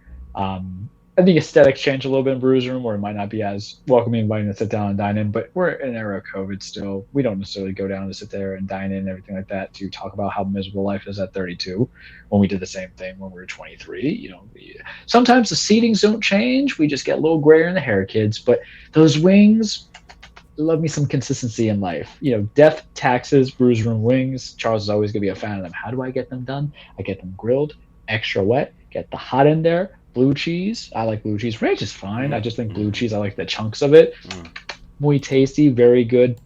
I had like 11 or 12 of them on Sunday. It makes me really sad that I don't have one near me here. I remember when I was going down to FAU for my Spanish language class that I was doing recreationally about 2 years ago before the Rona kicked in. Every Thursday, after I was done out of class going to FAU, I would just drive up, get off the exit, go to Brews Room myself, sit at the bar, watch Thursday Night Football, order one beer, and like an order of 10 wings. And it was just, it was the closest thing to heaven. I don't think I've ever been happier in my life, and I don't think I'll ever be happier than that time. I don't think I will find nirvana the way I did going there. And then having those wings on Sunday, it took me back to a special place of nostalgia, and also gave me a memory of light. A hope for the future. As long as Brews Room is there, we're fine. The day they fully close it, because one day it will happen. We had one by where I live too, and I was very upset when they closed it down, but that was right before I went to law school. But you have other food there. They got I don't 7 locations, Yeah, mostly South Florida. Yeah. Pete Dunne just hit the bitter end on Tony D'Angelo out there hitting him with a cricket bat. He kicked out. It started, so we're in a cage match. So you're gonna get all the good live reactions. You haven't started Bayonetta 2. Okay. Well, I already beat Bayonetta 2. I was just remember I had the additional Bayonetta. You didn't play that. I played and beat Bayonetta. You went 2. out of order. Well, actually, the game isn't really out of order because they both kind of loop into. It's in each other. sequence. Yeah, it's in sequence. I mean, technically, 1 is the true first one. Yeah. Except for like a segment of it, and 2 reflects back, but. 2 was the new sexiness that I had on my Switch, and they had the free download. So I was like, all right, it'll be a perfect during the show. And it took a month and a half, and we got it done. He got the crowbar. Probably sooner. Probably sooner. About four shows, I think. But it was muy bueno. I liked it. I was happy. It was tasty. Yum. I'll give them a non-sponsor next year when we do the Super Bowl. That's how it works, kids. Because I think that's why I track it each time. Is during the Super Bowl. That's the big order that we get. So Brews Room, if you're in South Florida, have it. Get the wings. Don't try the other stuff. I don't think I eat the other stuff. There's just wings. You can't go wrong with chicken wings either. Whether it's the wings or the legs, it's just. Are you a wing man or are you a leg man? Leg man. I've always liked legs. In whatever context you want to put that in, I've always liked legs. So I'm a leg man. Yeah. So here's the creepier thing, because it's something I'm going to be tracking on. Are you a 2-finger wing eater or a 3-finger wing eater? Yeah, you never thought about that. Holy shit. Yeah, it's tough. I haven't even. I can't even know. I would actually have to go and get some. This gives me a good chance to go to Wingstop during the week. Instead of doing pizza on Saturday, I can go to Wingstop. Because what I've noticed, if I do legs, I have them like when I do legs, I can do 2 fingers, but when I do wings, I do 3 fingers for the control. Because the problem is with the wings, I miss out the middle to suck out, and I don't want to be like seductive to my buddies. Are you doing that one-handed instead of 2-handed? I'm weird. I can only do it one-handed with wings. So there I am, just doing my best Heidi Lovelace impression on wings in front of my bros, and hoping they only just want to stay my bros in life. And I think people. You're going to judge me wrong. I think people who rip apart the wings to get the meat in the middle are psychopaths. But yet there I am, the psychopath, doing his best Jaws impression, trying to suckle out the remaining middle meat. I can't explain it. Frightening. But contemplate yourself. Take note. Are you a 3-finger person? Damn. Are you a single finger, dual finger person? I need to go. Are you a person who uses both hands? Hey Siri, set a reminder to go to Wingstop this Saturday. All right, so my promo code then, since we're talking about psychopaths and sociopaths on how you eat your wings and legs, Alex Rodriguez. Oh, okay. He seems like the person that eats it with a fork and a knife, right? Oh, they were both at the Super Bowl, by the way. Oh, so awkward. So awkward. That was fun. All right.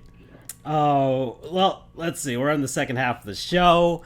Pete Dunne wins by hitting a crowbar on Tony D'Angelo and getting the bitter end. This is probably his exit match, and he's going to go hopefully up to the main roster. So, second half of the show is where we get kind of stupid with getting us over to, at some point, when we're at hour 13 at this point. I mean, we're stupid all the time, are we not? Yeah, well, it's going to get a little more stupid. So, a Nintendo Direct happened. I want to talk about this because I kind of had it in the brain. And, look, Nintendo revealed... If there was a theme to this, I think it was mostly like, hey, remember this game? Disappointing Charles? Remember these games from 2005 through 2010? They're back. They're back, everyone. They're portable now.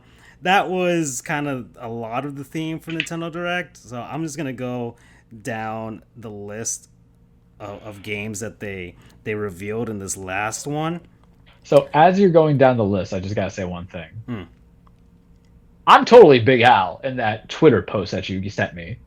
Totally. I know, because we're putting it now. From a spiritual, like, your inner self. Yeah, the reason why we're talking about slightly now is because I know we're going to forget about it next week.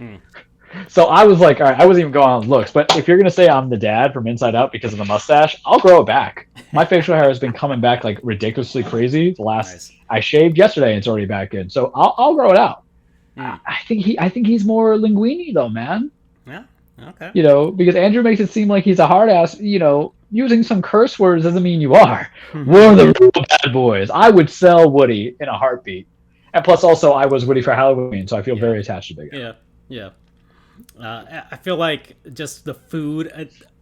connection between the guy from Ratatouille. But you are the cook too, so that Yeah, definitely exactly. would be you. That's what I mean. Like I would totally be down for Remy getting on top of my head and using his rat fingers Yeah. and making me make amazing French meals. So I'd be completely down for that. All right, list. Here we go. So Fire Emblem Warriors. I haven't even played the first one, and But they're just like Dynasty Warriors, so yeah, exactly. And I've only played three Fire Emblem games in my life, and I played like they're one. fine. I don't mind them, but I don't have the same connections to them as I did with Zelda, where it's just like I can play Hyrule Warriors forever. And as soon as they announce a new one, I'll probably buy it day one. So there's that. Advance Wars. I didn't play Advance Wars when they were on the Game Boy Advance or even on the DS, the sequels for those. Or I think there was like a Wii and a GameCube one too. I think there was a GameCube one. Yeah, so the remakes of two Game Boy Advance games, I'm not interested. I mean, I'm sure they're fine strategy games. A lot of people like them, but whatever. No Man's Sky. Re-release theme. Here we go. Just play it for the PC. Yeah, so PC, Xbox, or PlayStation, whatever. It's on the Switch now, so you can get that. Just figure it out. I tried playing it on PC. I just realized it's too much work. I don't want to do that much work to enjoy a game. Like, you got to mine and harvest and do all kinds of stuff like that. It's a game for people who are in their 20s and don't have responsibilities. Yeah. It's a game we missed out, man. Like, it's a game we would have loved 10 years ago, right before we weren't in law school, but unfortunately, we're in our 30s. It is game over. Yeah, we don't have the time. I tried. It looks gorgeous. All the patches and stuff that they did make it an actual real game now compared to when it launched. But it just, it doesn't do anything for me. I thought it would, but it didn't. Mario Strikers Battle League. This was a surprise. So here's the problem with that, though. This soon. You're not going to have any kind of story adventure mode because you're on 5v5. So you're not going to have diversity in your characters that you pick unless you're bringing outside Mario people. Like not even like you got to go Mario Kart. Haha, spoiler. Yeah. For your players. But I enjoyed the original Strikers. I thought it was cute, fun. Would I get it? Yeah, I like the Mario sports games. I haven't gotten golf, but eventually maybe. But I enjoyed Aces. I loved Aces. Yeah. I put 15 hours into a tennis game. That's saying something. Mm-hmm. So it looks like, and they're putting much more emphasis on online play. They really pushed it, so I think Nintendo's finally getting with the times. Well, they fixed their servers. Yeah. Because do you remember playing online games on the Wii? Smash? Wii. Imagine, like, I remember... Dude, I remember I thought it was my internet, and I'm calling Comcast. I'm like, this is stuttering all the time. And then that's when I learned how servers actually work. Yeah. And how it's not your internet, but it's more like your designated work effort with the server and how it was trash. So, but soccer doesn't do anything for me, even in Mario form, so I'm probably not going to get it unless I was gifted it. So, we'll see. Splatoon 3! Here we go. So, they just showed the Salmon Run. That was all they showed for this one. And they said that it's coming out this summer. So, I'm getting prepared. Day one. That's happening, Charles. Day one. Look. I'll obsess over it for a month, and then we'll move on. When I bought my Switch, I had to make sure that it was specifically the Switch Splatoon version. So, like, I wanted that. I still have those Joy-Cons. I wanted the free downloaded game. I had to give it the love that it needed. There was, that's how dedicated we were. For those who don't know, Francisco and I bonded basically in our friendship developing. We're like one of two people who owned a Wii U in the entire county. Yeah, and Dade. Beside us and all the kids who were going down to the middle schools. Yeah. Hell, the elementary schools. And then Splatoon 2, I'm not fully done with it, but it's been a minute since I went back in. But that at least has 90 hours. Let me guys tell you something. I got that Switch like 4 years ago. We're professionals. For me to invest 90 hours is a monument of my time. Because the only other thing I think that tops that is Madden, and that's because it's with the collective group of people. So we love that. And Francisco and I were just so excited when... we heard about 3 coming. Yeah, announced last year. I wasn't expecting a third one. I thought we were just going to get one per console, and then they announced 3. I was like, oh. And yeah, online multiplayer games, I'm aside from Rocket League and Smash, I wasn't really that big into it before like Splatoon came out, and then Splatoon came out, and I was like, this is addicting, and I love it. And then second one came out. I was even more addicted, and now the third one's coming out, and summer is going to be real good. And so they just showed the Salmon Run. I enjoy Salmon Run for a bit, But it looks like they're going to have more emphasis on a story with Salmon Run, because it looks like there's going to be like a Godzilla salmon from what the trailer looked like at the end. It looks like a Godzilla reference. So we'll see if that kind of plays into the actual main storyline for the game. Not sure. But yeah, I've enjoyed the Splatoon stories. They're there. They're inconsequential. There's a story? Yeah, there's a story. They're there. They tried a little more with Splatoon 2. I played the Octoling DLC. That was fine. That was good for a few hours there. It was like an extra 10 hours of gameplay there, so that was fine. So I'm good. I'm happy. So this summer, at least we have a semi-date coming out with that. Next, we got Front Mission and Front Mission 2, which were heard were remakes of NES games, NES strategy games. So war remakes and re-releases and remasters. So that's another one. Disney Speedstorm. Meh. Disney free-to-play Mario Kart. Meh. That's coming out. Maybe it'll be frickin' crossplay. I would hope so, if you want to actually do something with this. Star Wars, The Force Unleashed. They're really re-releasing all of these old Star Wars games.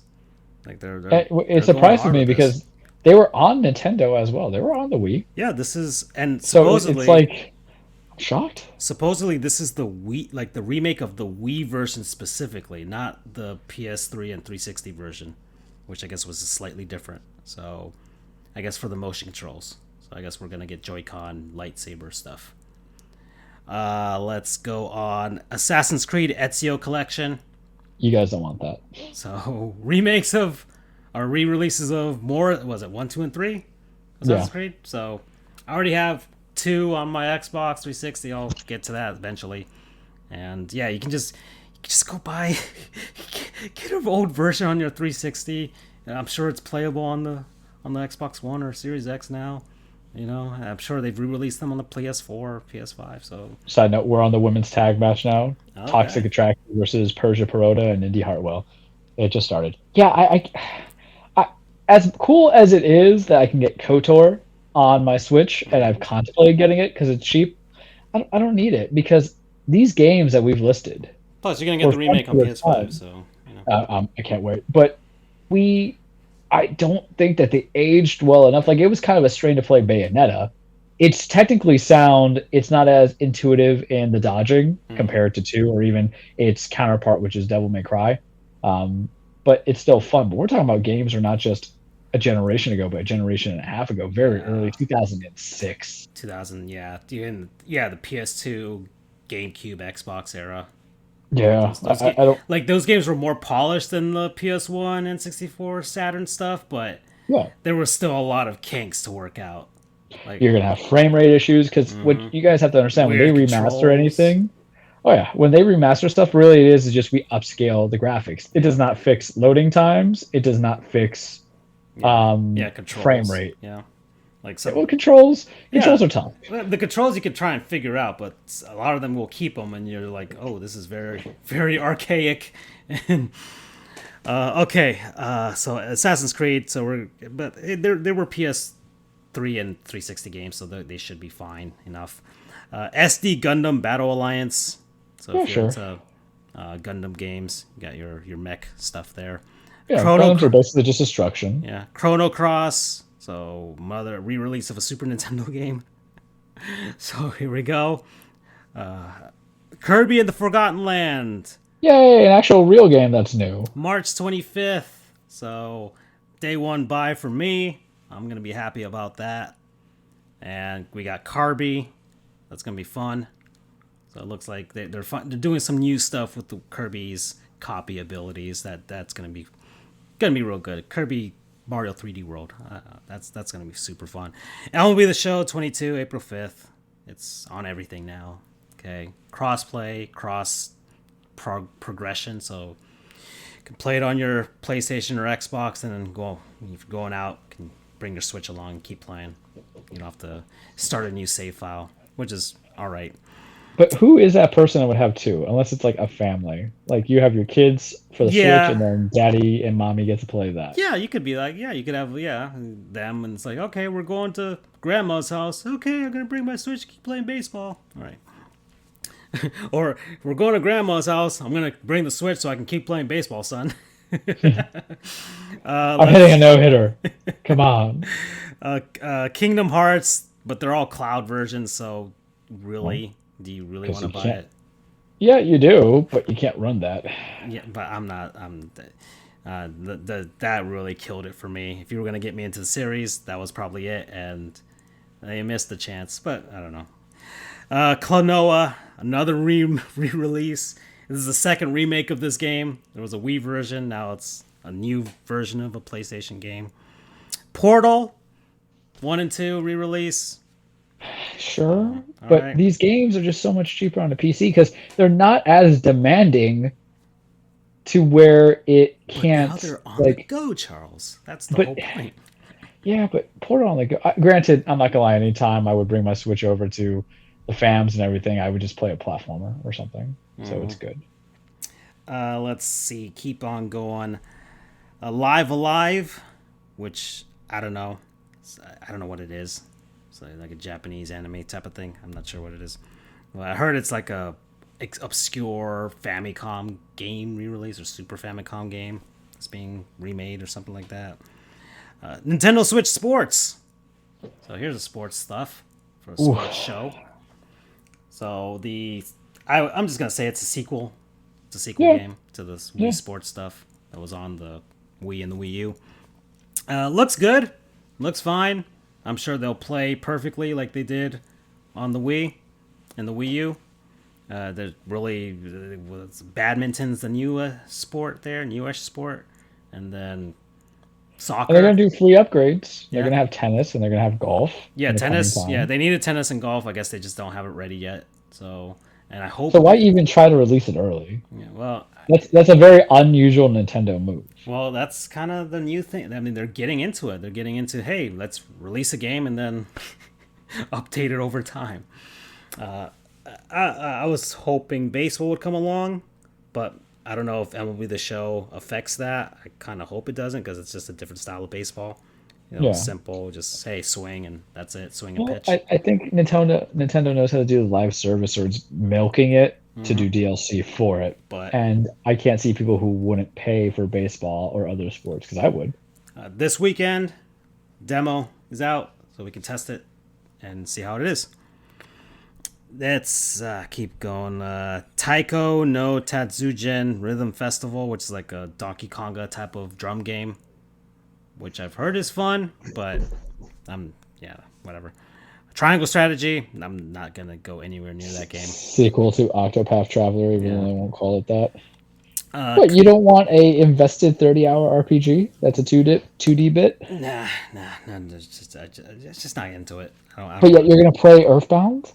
Well, I'll try. I'm not saying they're the same game fundamentally. I started Earthbound. It's kind of quirky, but I feel like I can get, especially with like the save states and stuff, I can just rewind all the stuff that I mess up. So it'll be more streamlined than anything else. So I can kind of get into it. Then we got DLC for Cuphead.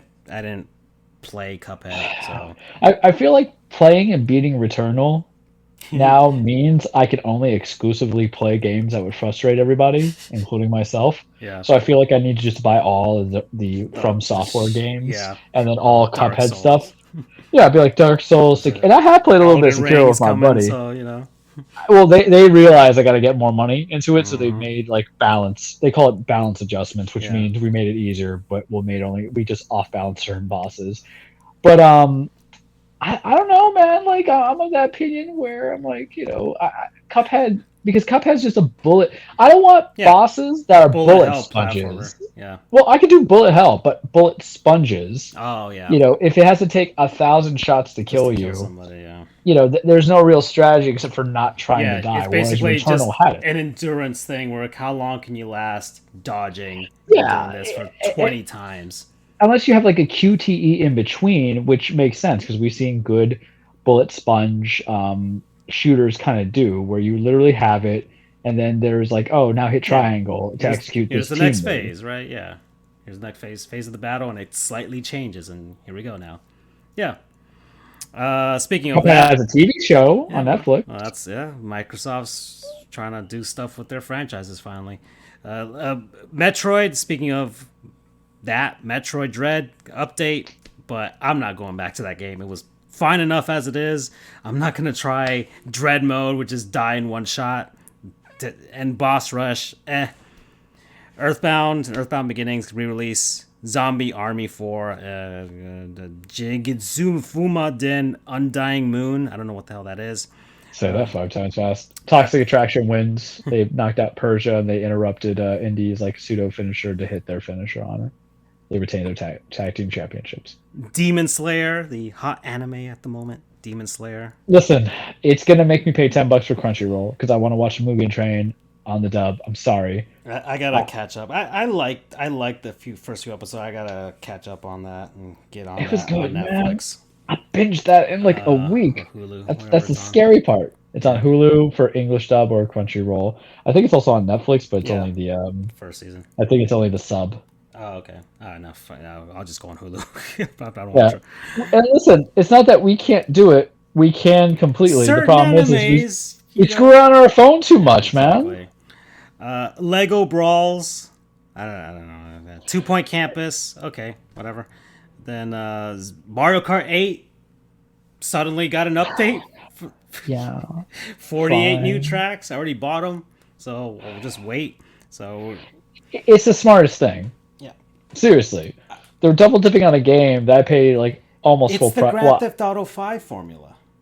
Why do you need to make a new one when the one that you already made is still selling like gangbusters? But didn't you want new characters at least?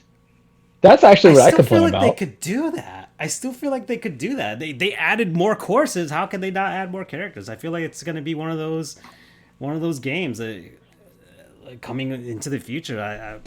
So maybe they could add more characters, but I'm good with the characters that they have. At this point, how much more can you get from the Mario universe? At this point, you're just going to get other Nintendo characters.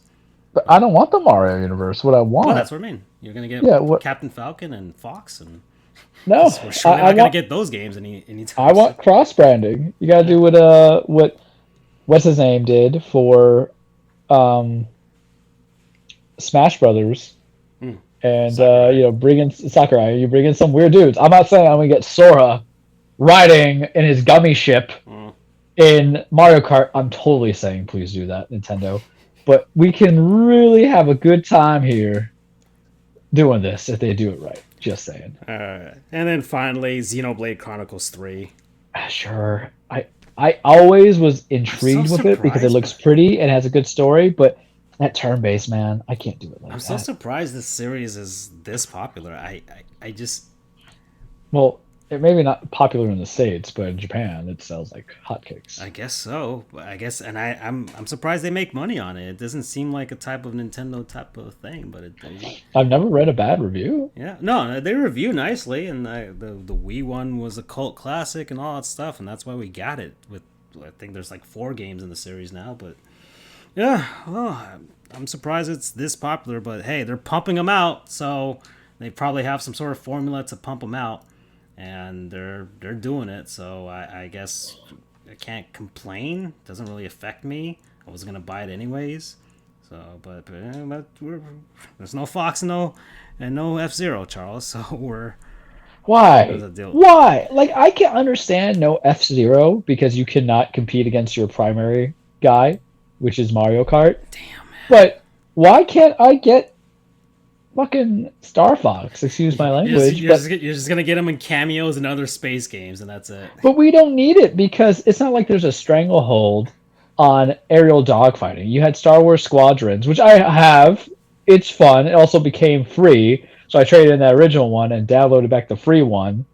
So, You know what you I need? could do You that. know what Fox needs? He needs like a Netflix or Hulu streaming series. I feel like that universe is right for it. Yeah, right for it'd be cool. Space, it'd be cool. sci-fi, that stuff. I mean, it's kind of popular right now. So I But feel like Nintendo wouldn't do it. But yeah. Side note: They're too big safe breaking for news Pokemon in the wrestling world.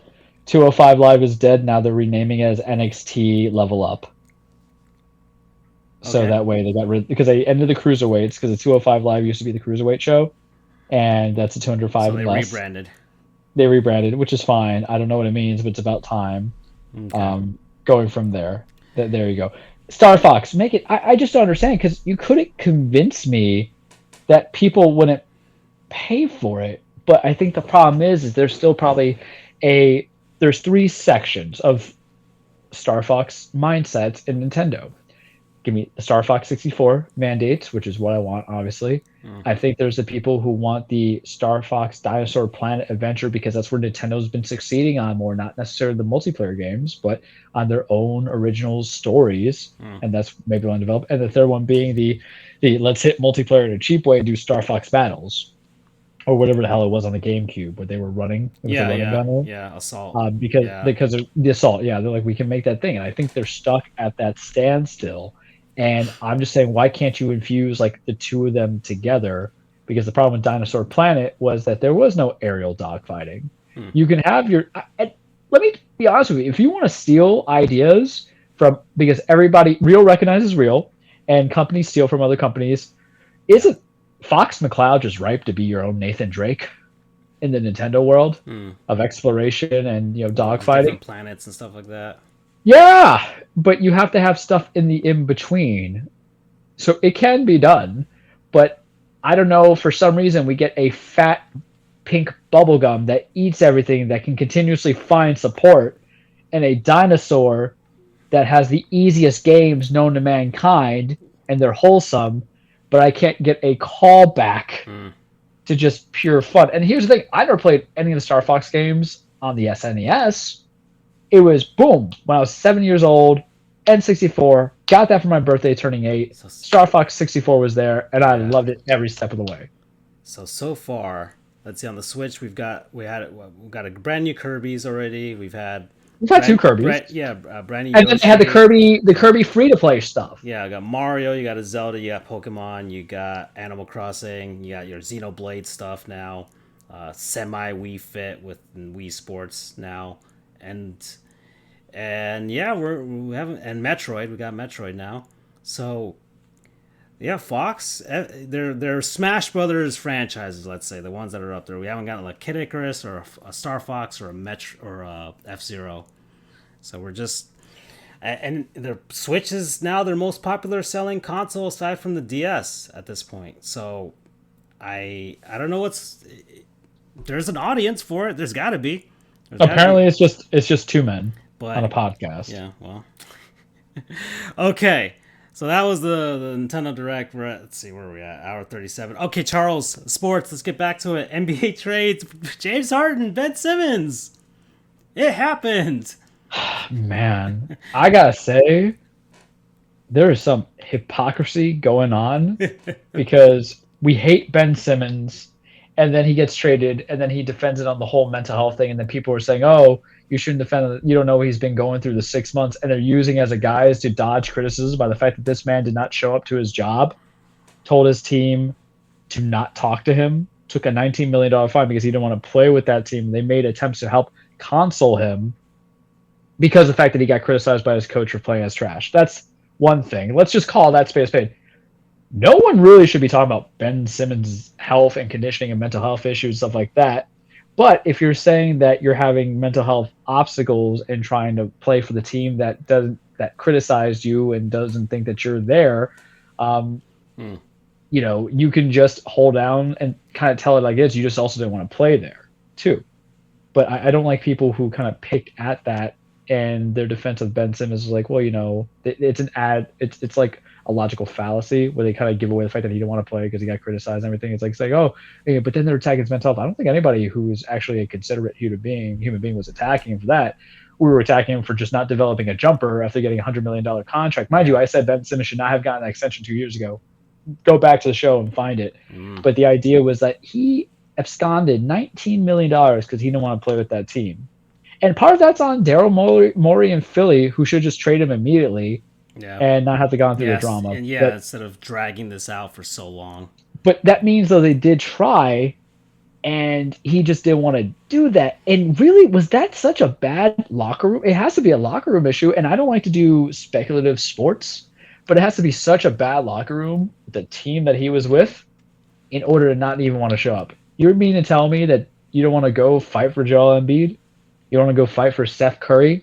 You want to go fight for all the other guys on that roster, Tobias Harris, these dudes who've been with you for a bit? You're like deuces, and consequentially, Steph Curry one guy gets Andre Drummond gets shifted out. Dynamics change immediately once a guy looks like he's not part of the program anymore. Once he's stopped buying in.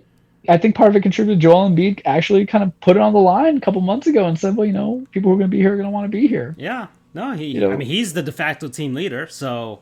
Well, he's a fan favorite here. Ben Simmons was never a fan favorite on this side, and it's not because he didn't have a jumper. It was because of the fact that it was solidified when you got scared and you passed up an open shot. Because you know what? If you miss the free throw, you miss the free throw. Plenty of players have missed free throws in their careers. Yeah. But I haven't seen anything like that. And you look soft. But this is not a question about soft. This is a question about basketball ability. But you've also kind of shown that you don't have the basketball ability. And you're on the Nets now. Good luck, Katie. We love you to death. But that's my thoughts on Philly. And I've been holding it because people cannot visualize what our group chat looks like. Yeah. But I was bombarding it about it. Oh, yeah. Is he not the most hated? No. He used to be, I think, because there's nothing about I don't think there's anything Ben mistaken. Simmons, his career, and it's been especially since he got paid. He got real paid. His career on and off the court has been. It gives people reasons to dislike him. Yeah. Okay, dating one of the whatever Jenner or whatever people. That's always like the kiss of death for NBA players. It seems. Yeah, Chris, whatever his name is, would volunteer on that. I forgot his name, but he used to play for the Nets. Chris Humphries, that was one. Chris Humphries. Yeah, Tristan Thompson. Well, but he's a different case. I think people feel more sorry for the Kardashian in that case. You had, of course, James Harden briefly as well. That happened to him, and of course the big case, Lamar Odom. To defend Ben Simmons here, now I'm going to play the role of defending Ben Simmons. You must really hate that team if you're willing to walk away from $19 million and be fined, because that's what he lost, being fined. Yeah. So maybe, because here's the thing about contracts, ladies and gentlemen, because you get this in WWE, like with Mustafa Ali, so I can kind of bring this in together to a sports world. I love it when they all come together. When you're done and you want to quit, that's like you trying to actually quit the job that you have and your boss won't let you, and you're kind of being stuck there. Is that not indentured servitude? Because I can make that argument for him, because if he's really done and he feels because and we're speculating, but sometimes you have to speculate because the truth is there. The soil is there. We just have to plant some things. Obviously, it's issues with the players. It's obviously issues with the management. Obviously, has to be an issue with Doc Rivers. No one looks good here because Daryl Morey looks like a fool for holding out for so long and still paying more, in my opinion, because it is not a win trade for the Phillies. And we'll talk about that when we get to the James Harden portion. Well, I mean, we're going to get to it now. Why not? Yeah, we're going to get to it now. We're here. He gets traded. His hamstring is magically better now. Yeah, he's now a fashionable, dresser now. And remember, the same thing happened when he went from Houston to Philly. He was in a fat suit, basically, in Houston, and then suddenly he's in perfect shape once he gets to Brooklyn. So, but here asks the bigger question: the same thing I asked you about Ben Simmons, I ask you now: is James Harden the most unlikable player in the NBA? I say yes. He's found a way to do that, and there was a recent video on SB Nation about his beef with our Greek god, Giannis. Giannis, and Chick-fil-A nugget god. What? The god of Chick-fil-A nuggets. There we go. Giannis, the prophet for Charles, saying that the Phoenix Suns were trash because of the James Harden and his obsession with winning MVPs. Was incredibly offended when Giannis got his, and the talk behind Giannis and all that stuff, and he has some sort of obsession with it. And I don't know if the beef still goes on, but hey, he's in the Eastern Conference still, and there's a chance that Philly and Milwaukee could face each other in the playoffs. So we could see more of that. And Giannis has made it known that he feels he is the best player in the NBA. And now he's got the hardware to back it up, which James Harden does not have, despite playing with KD and Russ and Chris Paul and every freaking person. And Kyrie that all the guys he played are tailor-made to assist you winning a championship. Exactly. Even Dwight Howard, part of the group chat. Dwight Howard, 6 years ago, was good to have. Yeah. In a two-man group, man. Mm-hmm.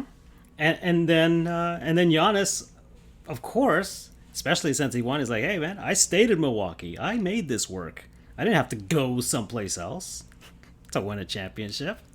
Yeah. And we just had to, of course, get every single person though. But but that also goes to show that cohesive in a team.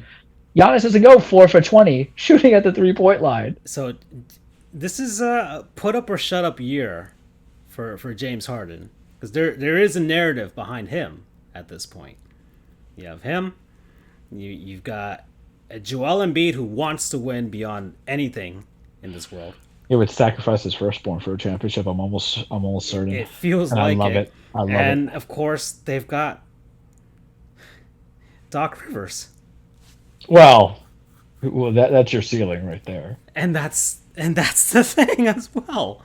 It's like, how far can they really go? What they gave up for Harden, as a quick refresher, Ben Simmons, who maybe he turns around in Brooklyn. It's just you got to remember Kyrie. But I think the whole idea is that we're banking on Ben Simmons to help us when Kyrie's not there versus when he is there. But that's for let's look at it when it's all, because I don't think it's a good fit. And but certain it's a decent salary. laws and mandates getting lifted. Corona, what's that? What's that? But Drink. Then they also gave up Seth Curry, which I thought was like, oof, that was a dagger, because he's your 3-point shooting. Yeah. So if you're spacing the floor with Harden and Embiid, and we got to remember Harden also plays a point guard role, so he doesn't have a shooter go up there. Mind you, Seth is not Steph in talent, but he's still pretty decent to have. And then you got rid of Andre Drummond, who is just going to be your cleaner of the boards, who is going to figure out his role, and they kind of desperately need that. Because if KD, who is truly the best player in the league, gets healthy, ain't nobody going to be getting defensive rebounds on those guys with KD and Drummond and everybody else that they have. And what they gave up was, and they gave up 2 first-round picks as well, one in 2024 and one in 2027. As we told Andrew, it's not so much that they're going to utilize that in 6 years. It's going to be more about just trade baiting that as a salary exception, or to trade for another star who's going to fit their rotation next year. But Harden, because here's my problem. I don't think, I'm going to tell you what the actual issue is. It's not the Harden's a 4 for 20 shooter when the pressure's on. I don't think Doc Rivers can coach Harden to be better and not make stupid mistakes. I'm just saying it. He doesn't work well with those kind of personalities. And James Harden is not a drama queen on the court, obviously. But I feel like at this point, it's hard to tell this guy, hey, here's what you can do to be better. Yeah. He's like, I already won MVPs, already whatever. Like, how can you tell me tell him to slow it down and not take the shots and spread it around, when it is clear that in crunch time in the important games, he has not slowed it down, spread the ball. And then when he has been asked the opportunities to take the game over in the big games, like he did in Houston when they went to the conference finals and they didn't have Chris Paul because he was hurt, guy couldn't do it. And I love Embiid.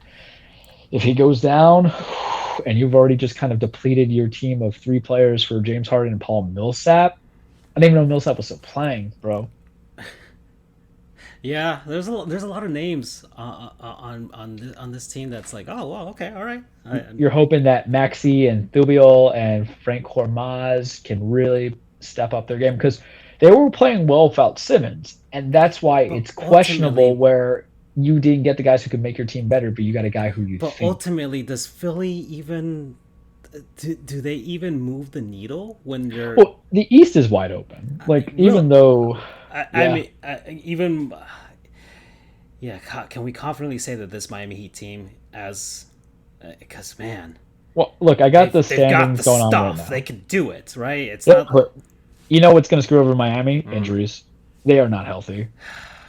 I'm scared. We've had very few games with the entire full roster. Yeah. And I'm and hoping... we're not getting Goran. The Lakers are going to get Goran. Yeah. And I'm hoping that the way things are going, that they get healthy at the right time, that they stay on top of the East despite the injuries, and then once they're completely gelled as a complete unit, that they'll just go out there and do the thing. Well, what happens that needs to be done is Kyle Lowry can't get hurt. The last 2 years, the injury of a point guard is what has ruined the team. Goran got injured during the finals. That really screwed them over. And then he was hurt last year as well. And there really is no facilitator. Jimmy is not a facilitator. He's doing more than he should, which is great, but he's not a facilitator. He can't make that offense flow. And that's why things went stagnant. But I'm looking at the standings now for the East to confirm your ideas. Miami has a half game in front of Chicago. And good on Chicago because they don't have Zach Levine. DeMar DeRozan is having himself a year. DeMar, the man. Yeah. Cheesy, I know, but I had to do it. Loving it because it goes to show, too, that being 33 doesn't mean ish in basketball. You can still do it if you're still the guy. I feel like we're going to see soon enough the quote-unquote prime years of the normally, 27 through 32 or something like that. That's going to stretch even more. Especially like let's say the NBA with players getting in better condition with less hard fouls than there used to be in the league, obviously. Yeah. But that's what's crazy too. DeMar's never been hurt, if I remember correctly.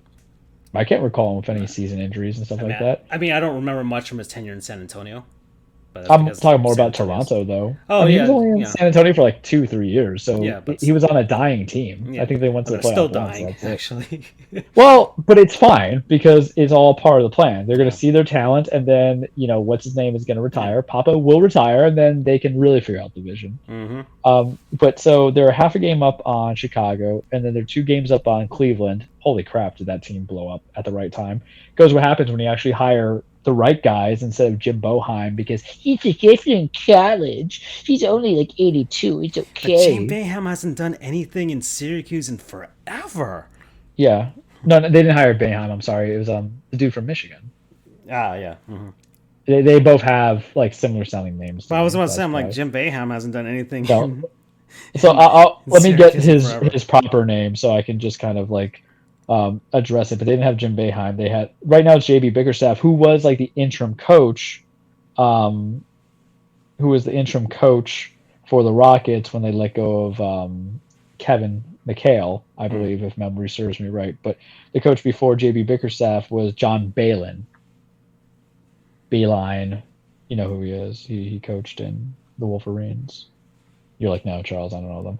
Well, anywho, I know him. It's just I got the name wrong. But then it's Philly, who's only 2.5 games behind us, and then Milwaukee was 2.5 games, and then Boston was 4.5. Everything else is kind of if they get hot. So that's why I say it's kind of close because injuries, consistency, and the problem is that we're being consistent winning, and the other teams are being consistent winning too. It's not like over in the West where it really is Phoenix and Golden State, and I don't care if Phoenix has 5 games up on Golden State; they're still trash. Memphis kind of scares me. I don't know if I want to play that, but everybody else, I don't care about any of that. I don't care about Utah. Utah just needs to get healthy. So Memphis is the kind of team that's going to make you work for it. And you may not be able to recover the next round, especially let's say it's Phoenix and Golden State, right? Whoever plays Memphis is not going to come out of that well rested to face the other team. Dallas is a joke. I love it. They traded Kristaps to the Wizards for peanuts, and I liked Luka coming in, and then when I saw how emotional he was on the floor, I kind of don't like him. People are souring on him now. So and the his thing is, I wasn't crazy. Court, getting a little whiny. Well, I wasn't crazy about Jason Kidd to begin with either, and we did the Jason Kidd analysis a couple of seasons ago. If you remember, second go around as a head coach. Third. Because he was with the Nets for that year. When he had the supposed all-star people, and then he went to Milwaukee. And that's when he was in the in-between, but he couldn't make things work with a subpar team and then a young Chris Middleton and Giannis, and then that's when he left. And now you have a team that's in Dallas, and now you trade away Kristaps, and then I'm like, who do you really have besides Luka? Because now we're just giving Jason Kidd just, I won't call him pawns on the chessboard, but you're giving them kind of bishops, where they're really just tailored to a particular style. It's only in those, going across, man, or even the horses, the knights, where you can only go L shape. They're not versatile coming in. So good luck. And it was only year 3 going Porzingis. I mean, Porzingis hype died out real quickly the minute he was traded to Dallas. But hey, it's because he never, whatever. Nothing got ever. Yeah, he never got going. Except for being a New York player. Yeah. That's what got him going. And I'm looking at one more team in the West. I'm still not okay with the Timberwolves being in contention, but everybody else is like trash. Denver, they got a lot of injuries, even though we hate the dinosaur man. But they still need Jamal Murray back. This is why I don't like the play-in tourney though, because for the last 5 years, like, man, the West is so good. If we got into seeding and we just did things numerically, everything'd be fantastic. And you're looking at your 7-8 in the East at Toronto and Brooklyn. They have 500 records, and Charlotte technically has a 500 record, and Atlanta could get a 500 record. But then I look at the West, and your 7 through 10 is Minnie at 30 and 27. Yeah. The Clippers, who are 29 and 30. So good on them for even trying, because they have no Kawhi and no Paul George. Yeah, so playing above their heads. Yeah, so their coach, I forget his name now, but he was the one who got screwed over in Cleveland after he won the title for them. It'll come back to me. Tyronn Lue. Tyronn Lue. Good on Tyronn Lue for actually showing coaching on what a mediocre roster can do. We said that this was a good hire because he's actually learned how to coach. Yep. Over time. So it's a shame, and I don't think Paul's coming back either, so they're really out of it. But then you have the Lakers. I don't know what to make of it. I say don't worry about now, and as long as you have the play-in, you do not have to worry about it. Yeah. But you can't trade that Russ contract, but you should never trade for it to begin with. And the problem is, it goes to show that Frank Vogel doesn't evolve offensively, because that was the problem with the Indiana Pacers for so long, where they ran hot with Paul George, Roy Hibbert, thank you, and the point guard George Hill, who was facilitating. And then they had one more guy, Danny Granger. Yeah, and then he got hurt. And Lance but Stevenson, it was like, but Lance was definitely here today, gone tomorrow thing. Clearly he's back on the Pacers, but he didn't do anything. So you couldn't really adapt to certain things there. It's kind of showing in LA, where he's just like, LeBron, do something. It's like, okay, I'm doing everything. What can you do for me? We got Malik Monk. Malik will do something, right? And you're like, Malik Monk, the guy who just crashed and burned in Charlotte? Yeah, him. So that's on part of everywhere. That's also on part of LeBron for playing GM, where this time to work out. But it doesn't matter, because they still won their bubble championship, and people are going to remember that for LeBron's legacy. It's bad for Anthony Davis's legacy. This is really bad for Anthony Davis's legacy, because you mean to tell me in a sport that can literally get you... Basketball is that sport, Francisco, where being a superstar can get you to the playoffs. We've seen it with Kevin Garnett. But because of how injured you are, and even though you won one title, you're never going to be remembered for bringing that title to LA. You'll be more of the reason why you couldn't get any other title in LA. Because everybody's going to say LeBron brought them that title. Guarantee it. And then we have the Portland Trailblazers at 24 and 34, and then New Orleans are at 23-34. And it's basically going to be the battle of CJ McCollum's soul. I just hate everything that's happening in Portland. Yeah. Free my boy Dame, man. They need to free him, but he honestly likes I mean, that's his talent. It really is his talent, but eventually he has to do what KG did. And it's like, as much as I love being here, I want one shot at least at a championship. So we'll see if he gets that. It's just a hard thing too, is when you have the NBA salaries for these superstars, and Dame Lillard at 32 is a superstar, 31 is definitely a superstar. They're going to eat up so much of that salary cap that you can never really build the proper team. So the simple solution is raise the salary cap. Well, that's that, or they would substantially raise it. Or he would have to. I don't know if KG even did this, or if any of those three guys did it. I know the Heat did, where they were basically like, okay, we're worth more than this, but we will take our own cuts, so you can field a team around us. He's on a supermax deal though already at the 200. And there's no way they're gonna. There's no way can't rework it. Yeah, the PA is not going to allow them to. Hey, is there any way I can restructure this in some sort of way? I don't know. Well, that's the thing about the contract for Harden is if they give him the supermax, his final year at 38. I was watching it. What they're saying, it would be at 60 million. Yeah. What? And I don't know if James Harden is going to make it to 38. Well, but I mean, listen, if that's in my final year of the contract, I will stop eating chicken wings. I would stop going to the strip club. That's 60 million, man. That's what dudes in the sport make for their lifetime of their career. Retired at a strip club.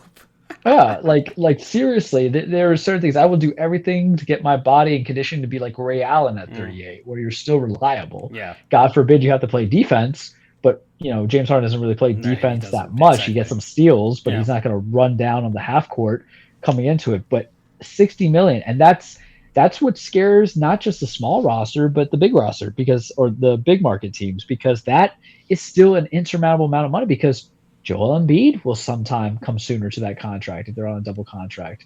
The Perselopolis, whatever his name is, may come into it, where everybody has to get that parity because I don't think that in basketball, what we love in football. What's great about football, Francisco? The same thing to a degree about baseball. Certain positions get paid more money than other positions. Happens all the time in football. You QB, you can get your $41 million.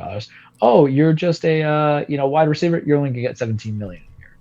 In baseball, it's like, oh, you're a pitcher, you're gonna get the big guarantee money even though you're playing less, blah blah blah.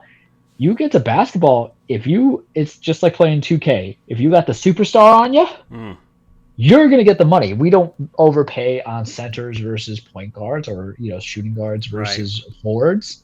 We pay high money for 3-and-D guys because it's about what you bring to it. Look at Jimmy Butler. Jimmy Butler has earned not one but two superstar contracts from us. Yeah, coming into it, like it's not a super max, but they've done so much in the PA that came into it where I couldn't follow with the contract negotiations. But found ways to kind of take care of guys. But look at his body of work, though, where he was just the second-round pick in Chicago, and he was always Derrick Rose's number 2, and he couldn't even get the right money. Couldn't get the right money in Mini. Didn't even want to play for Philly. So you can become a superstar at any point in the game and get paid out of it. So that it's not per position either. It's more about versatility. So that's the thing about Dame, and that's the thing about everybody else. I don't think anyone's really trying to build a super team anymore. What they're trying to do is just build a team that could at least afford stability. Right. And that's why when you get teams like Charlotte Hornets, it's going to be great and everything. But the minute that LaMelo Ball needs to get paid, gets time to, Jordan ain't going to pay him that money unless you have to raise the salary cap. Yeah. To a high amount too, because I think they're only crossing 200 million now. That's not enough. Because of what you're going to be in 4 or 5 years. Because you already conceded the fact that you need a dynamic duo to get to the second round. Yeah. First round, you can do it with one guy. Right. You need a dynamic duo for the second round. We've seen for the Dame finals, you need do 3. it so many times. So we have. Yeah. With Al-Farouq Amino. Mm-hmm. That's why you should love Dame Lillard like I love Dame Lillard. With what's his name? It was in my head right now. He used to play for the Magic, and now it's leaving me. Because I was going to throw shade at everybody for this man. Because, I was his biggest guy, and now he's hurt this year. But yeah, Al-Farouq Amino, that's what we had to kind of work with. You had to work, Yusuf Nurkic is there, but it's not as if Yusuf Nurkic is the other philosopher, Pelosophorus. How do you say it? Parasaurolophus. Parasaurolophus. Which I factored in the trailer of Jurassic World. Well, they knew. Yeah, they know their audiences. There's just a lot of people, but if you want to go to the finals and win, you need at least 3 to 4 studs. It even showed in Milwaukee because it had Giannis, it had Drew Holiday, who they had to trade for, and then they had Chris Middleton. But then they also had Brooke Lopez, who was still making some money. So you at least have to come close to 4. It's just so impossible. Free my boy Dame. Come to Miami. I wouldn't know what to do with you, but it's okay. Okay, so that's basically our summary of what's going down in the NBA with the trade stuff that went down. So let me quick NHL stuff before we head on over to the cage. So we're back. Florida Panthers are going to play their first game tomorrow. They're still in first place despite all this. So that's great. And firing with the Montreal Canadiens, they hired Martin St. Louis. He's French speaking, so that makes sense. So there's still a little bit of xenophobia still there with the Montreal Canadiens, but he at least has more experience than Aaron Boone did when he got hired to the Yankees, because it's basically the same sort of situation where we've got a storied franchise, the most successful in the history of the game, and a guy who hasn't really. He was coaching like a kids hockey team when I'm sure like an elite kids hockey team, but a kids hockey team before he got hired with Montreal. But from what I've seen of him and the way he's doing his workouts and his drills so far, he's putting in the work and just not coasting on a semi-okay broadcasting career to get him through it, and a one-off home run that ultimately didn't lead to a World Series championship. So, but hey, standings: Panthers still in first place, but Tampa and Toronto are already right there, right behind. Penguins are still in first. They surpassed Carolina. Panthers and Carolina play tomorrow on NHL on TNT. So not NBA on TNT, but so there's. Sounds weird to say that, right? Yeah, it is weird to say that, but it'll be the first game the Panthers have played on there, so I will see, because I haven't really watched much of it. I will see how their crew does. It's not the same as NBA on TNT, but hopefully one day the NHL gets some actual personality. And then a bunch of other teams are up there. Colorado is doing amazing. I thought they would get back to what they were, and they have been. So they are looking like the clear favorite to win the Central Division. Not that Minnesota or Nashville aren't terrible either, but they're not as good as Colorado. And the Vegas Golden Knights have come back. The Pacific Division is slightly weaker than the rest of the league. The Golden Knights are trying to get healthy. They lost their goaltender. There's Robin Lehner. So there's possibly that they might trade back for Marc-Andre Fleury after they traded him away after he won the Vezina Trophy as the best goalie last season. There's a possibility they could trade back for him, which would be really funny for me. That's literally us with Goran Dragic. But Goran didn't win NBA MVP. To the degree of how emphasis on what that player is meaning to the team and the fan base. Yeah, and I would love to see it, because it would be a really interesting narrative to see him come back after they basically casted him aside when he was still good. The Blackhawks suck, but the Blackhawks are an awful NHL organization, and more stuff is coming out about all the horrible people that they've hired over the course of years in both the major league team and the minor leagues as well. Charles is kind of aware of it now, but I am educated. It is it's tainting that legacy of that dynasty that they had in the early 2010s. So, and the Arizona Coyotes, they're gonna play in that 5,000 seats arena. They've shown videos of it being constructed lately. I honestly think it's gonna be a fun place to see a hockey game. That looks like some retro 1910s era. We were literally talking crap about it on the chat, though. Oh no, but I also commented like that looks like a fun place to watch a game. Well, maybe that was more Andrew. That was more Andrew than. So here's the thing about Andrew for the fan base: if it even moves an inch on his morality line, it's a devil. I hate to say it, but that is kind of the personality sometimes with sports with him. But I really. A lot of people are shitting on the Coyotes and saying, I just move them to some other city at this point. But do you think Andrew's the guy where if he asks for a Coke at a restaurant and they say Pepsi, he goes, never mind?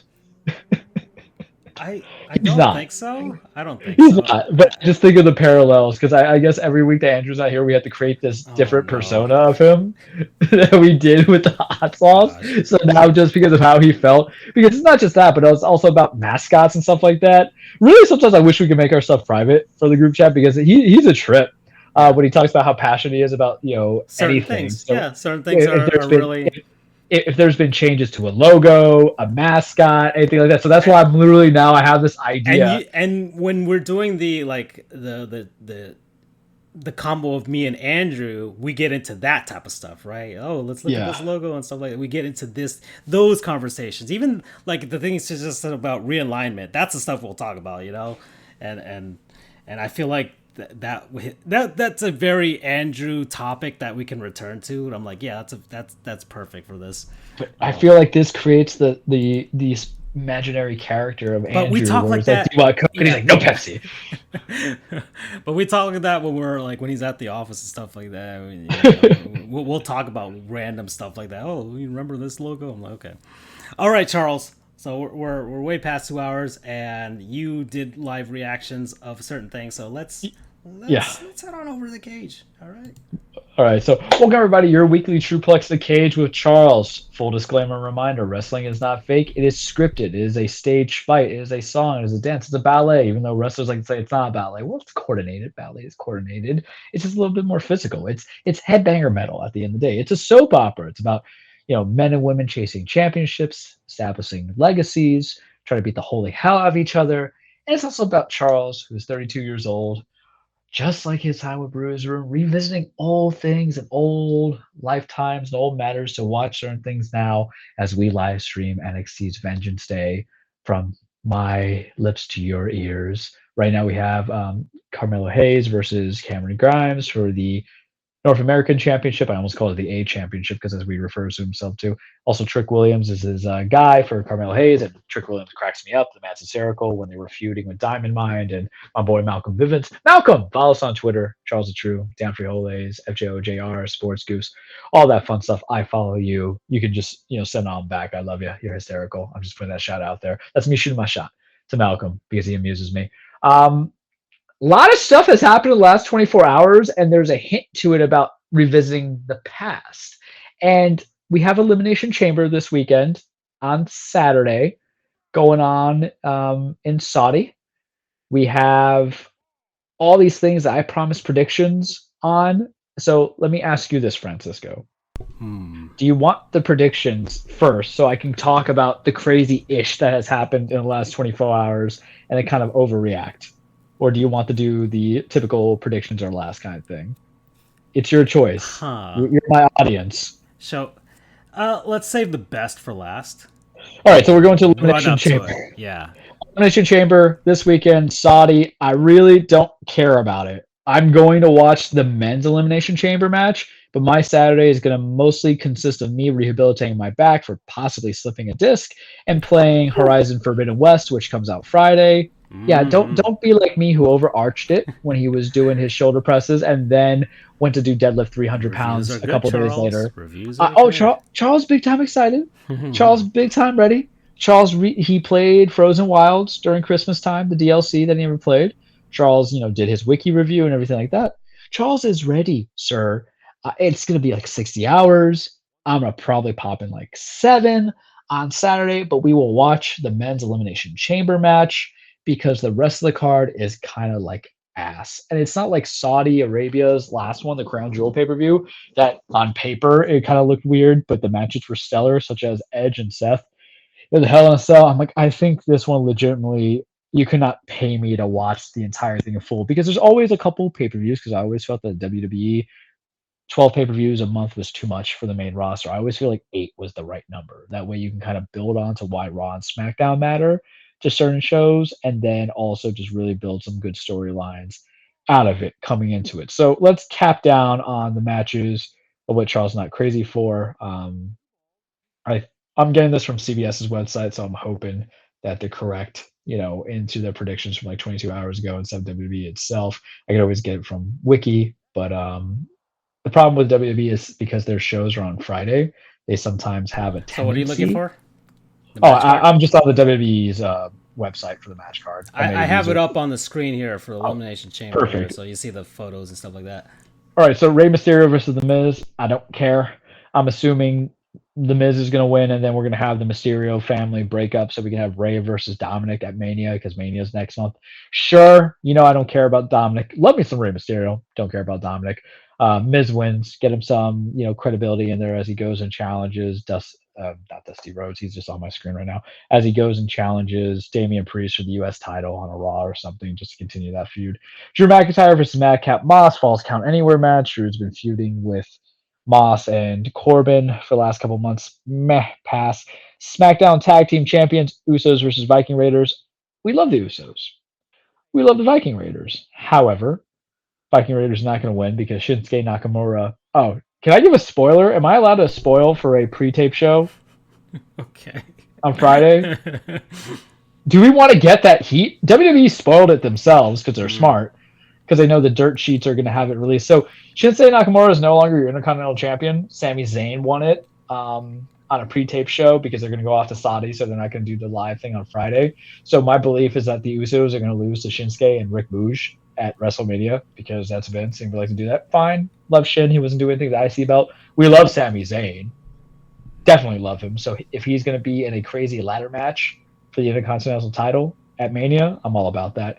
Then we have the first Elimination Chamber match, the Women's Elimination Chamber match. The winner of that gets a title shot for the Raw Women's Championship at WrestleMania. They're the number one contender because why? When what's-her-face Ronda Rousey came back and won the WWE Royal Rumble for the women's, she's challenging Charlotte Flair. So it's going to be Liv Morgan, Rhea Ripley, Bianca Belair, Doudrop, Nikki Ash, Alexa Bliss. Going into it, who's going to win? It's probably going to be Bianca Belair.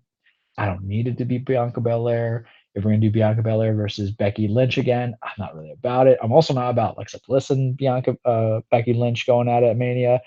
Rhea Ripley intrigues me because now you built her better than you did last year when she came out of nowhere and just challenged Asuka and then won. Doudrop had her shot, lost it. Liv Morgan, you could do it too, but none of these like excite me as an opportunity because if you said Rhea wins it, I can see Rhea beating Becky. I can see Bianca beating Becky, and it would continue back a storyline from SummerSlam where Bianca lost that title like 8 seconds. But I don't know, man. I think Becky's just held on to that title too long anyway, so it's just meh. I don't think it gets the rub for the next person who does beat her with this cast of characters that they have. But whatever, could be a good match. Ronda Rousey and Naomi versus Charlotte Flair and Sonya Deville. They're going to do a tag team match. The storyline behind it is that Ronda challenged Charlotte. Naomi has been feuding with Sonya Deville. Naomi and Charlotte had a title match for the Women's SmackDown Championship last week. Sonya Deville interfered, and now we have a women's match. Meh. If anything, it's good just to see what Ronda can do in a ring that's not a Royal Rumble, but I'm not excited for it. Becky Lynch versus Lita. You know Lita, the Hall of Famer. You know Lita. Oh, there's the Batman pizza from Little Caesars. Yeah. No, I don't know if you could pay me to eat that, man. I've seen people posting photos of it on Twitter, and I'm like, okay. How do you sell that? Do you want to feel like Batman? Do you not want to have your parents killed in Crime Alley by a drug addict named Joe Chill? Go eat this pizza from Little Caesar. Becky Lynch and Lita. I like Lita. She looked very slow at the Royal Rumble. I don't know what you do with this. Becky's obviously going to win, but as long as it's fun, right? That's what I feel like it is. It's like, hey, just having a good time. That's okay. Roman Reigns versus Goldberg. Oh, God.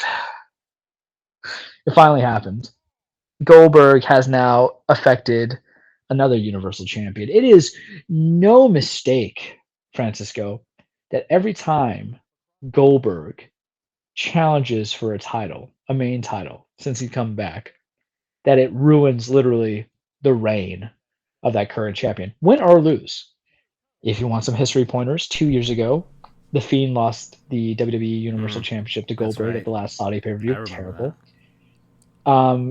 He beat Kevin Owens for his first Universal Championship 3 years ago, or 4 years ago, 5 years ago, and then subsequently lost that Brock Lesnar. But that was part of a big story. It ruined Kevin Owens' credibility, but still ruins it. Then remember he challenged Drew McIntyre at last year's Royal Rumble, and that match was just ass and not good. And then Drew was already on a weak second run to begin with. I was fine with Drew's first run as WWE champion. Not okay with the second one. Why? Because when you have to go against Goldberg, and then he challenged Bobby Lashley at last year's SummerSlam in a very bad match that was comically good. But then him and Bobby had a good match that the title was involved at Crown Jewel, to which he won. But every time there's a title match involving Goldberg, everything just goes to hell. Down. Yeah. And with Vince, this is the match that he wanted 2 WrestleManias ago. Because remember, Goldberg was champion before the Rona broke out. He had beat The Fiend, and Roman came in. It's like, I'm the big dog. And they were going to create this whole storyline of Masters of Spears. And this always kills me. And I always have to correct people. Goldberg's finisher is not a spear. Goldberg's finisher is the jackhammer. The spear utilized by Goldberg is his signature move to prepare for the jackhammer. So you cannot It's the call setup. anyone. Thank you. You cannot call anyone a master of a spear if it's not their finisher in wrestling. Mm. I'm saying that right now. I think the only time Goldberg's probably speared somebody to win 1, 2, 3 is because the dude that he was going to do the jackhammer on was too fat and he couldn't lift it fully. So that's what I'm saying. And if Roman can end this man in that match in like 5 minutes, I will be the happiest dude. But I don't want none of that smoke. And I have loved me some Roman Reigns as a Universal Champion. I had him on several of my top matches of last year.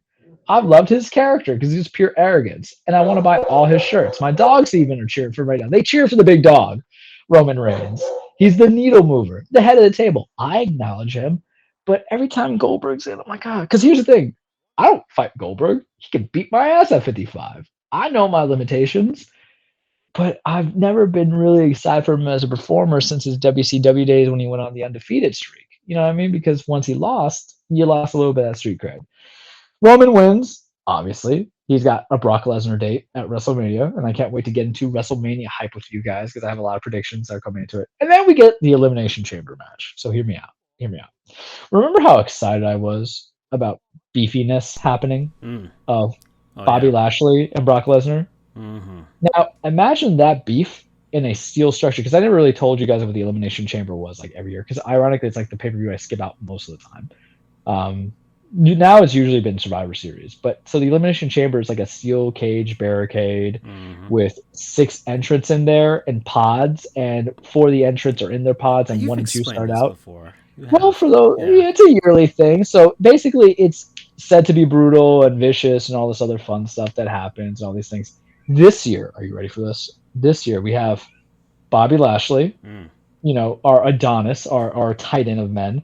We have AJ Styles, the phenomenal one who I love. I love me. If I don't get AJ and Edge at WrestleMania, though, I'm just revolting. I don't care or whatever it is. I'm just bailing. I'm bailing because I need that. I think that's a WrestleMania match. There's been some rumors about AJ and Bobby at Mania, and no.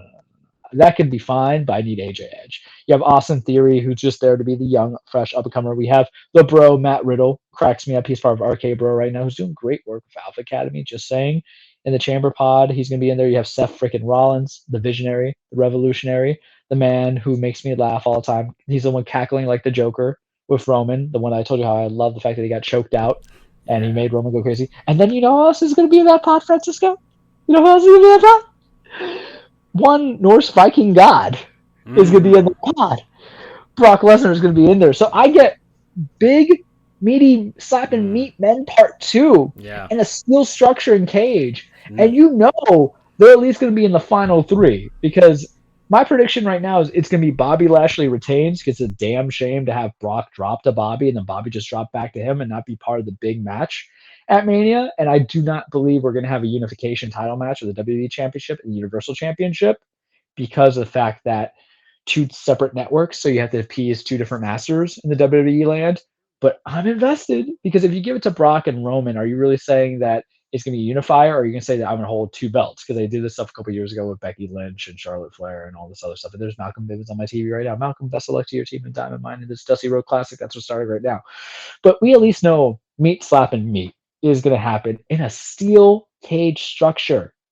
People might be speared through pods. What if Brock Lesnar? What if Bobby comes out and Brock's still in the pod and Bobby just starts punching on the pod and breaks that stuff? I don't know. What if it's reversed?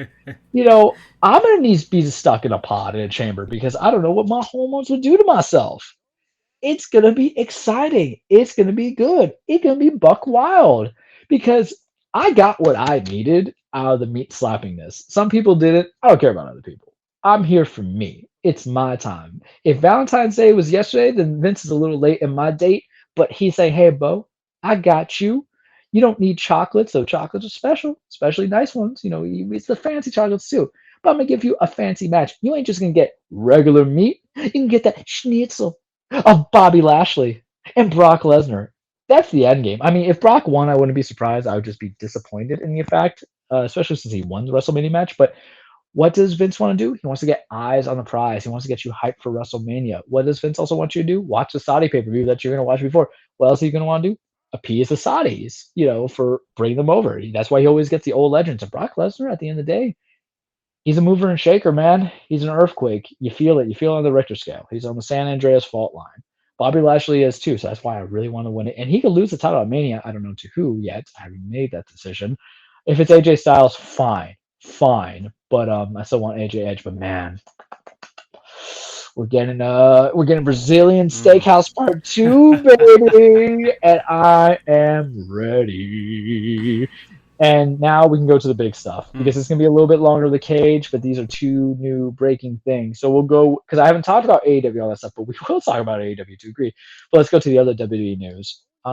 Stone Cold Steve Austin's starting to train up for a little bit of a comeback, according to the internet sites. That's right, Mr. Stone Cold Austin 316, the rattlesnake, the Mr. What guy, the bald guy that you know from Stone Cold Island and all those iced tea commercials for Tide. WWE wants him at Mania. Why? Because Mania's in Texas. Where is he from? Texas. I don't remember which part of Texas because everybody's from Texas these days. But that's a big mover and shaker to sell tickets, to get people to watch Peacock, to get all these other things coming into it. Then we love nostalgia because we can't make new stars. But how are you supposed to use legends, Francisco? You're supposed to use legends to help build new stars and cement your current ones. That's why Roman has dealt with Goldberg, he's dealt with Taker, he's dealt with all the John Cena, Edge, all these people. Bring back, it's like, can you beat a legend in? It's not like we're bringing in Val Venus either. Sean Morey's kind of wild. It's not like we're bringing him. We're bringing in Steve Austin, Mr. Famous, the guy who stuff made that you bald can't cool. do. Like in traditional sports, it's like, well, we couldn't see LeBron versus Michael or whatever. Oh no, well, we could see Roman versus. Well, not gonna be Roman versus Stone Cold. This is the theory because Kevin Owens, and we love Kevin Owens. Kevin Owens, follow us on Twitter. Please, I follow you on the Twitter. He had this whole anti-Texas promotion last night at Raw. Oh. His finisher is the Stone Cold Stunner. Or his own stunner, the Steen Stunner from when he was Kevin Steen. But he's been doing that since he's turned babyface, but now he's a heel. So he was like saying, I hate Texas. I'm glad that I'm not going to be in Texas at WrestleMania. I'm glad I'm not going to WrestleMania because Texas sucks. So like they want them. Episode. Yeah, and we're not going to have, guys, Steve Austin at 54, 55 is not going to have a match. He's either going to be a special enforcer, a special ref, or he's just going to have promos leading up to it. And I think the reason why Austin's training, because remember, he retired for bad knees, bad neck. Owen Hart broke his neck in the middle of the ring, not what killed him. I'm talking about what he broke Steve Austin's neck. Because for those who don't know, Owen Hart died on Over the Edge pay-per-view from falling on his neck. That's some dark shit. You guys should watch it. But he did the pile driver onto Austin and he broke his neck. So he always had like lingering injuries. So that's why he retired. Plus some politics. He didn't want a job to Brock Lesnar 20 years ago. However, I think Austin is training to take a big bump from Kevin Owens. You have to train the body for it. You got to make sure you're in shape. You got to hide the beer belly and all the other stuff that happens when you're 50-something, not 32 like me, because I just pull my back and that's it. But I have this theory that if there's something about Kevin Owens stunning Austin with his own finisher, like hitting his finisher on him and everything like that, crowd's going to go wild. And then you can have whatever happens. Austin comes out and just hits the stunner, interfere in Owens' match, and that's your big pop. That's your big thing.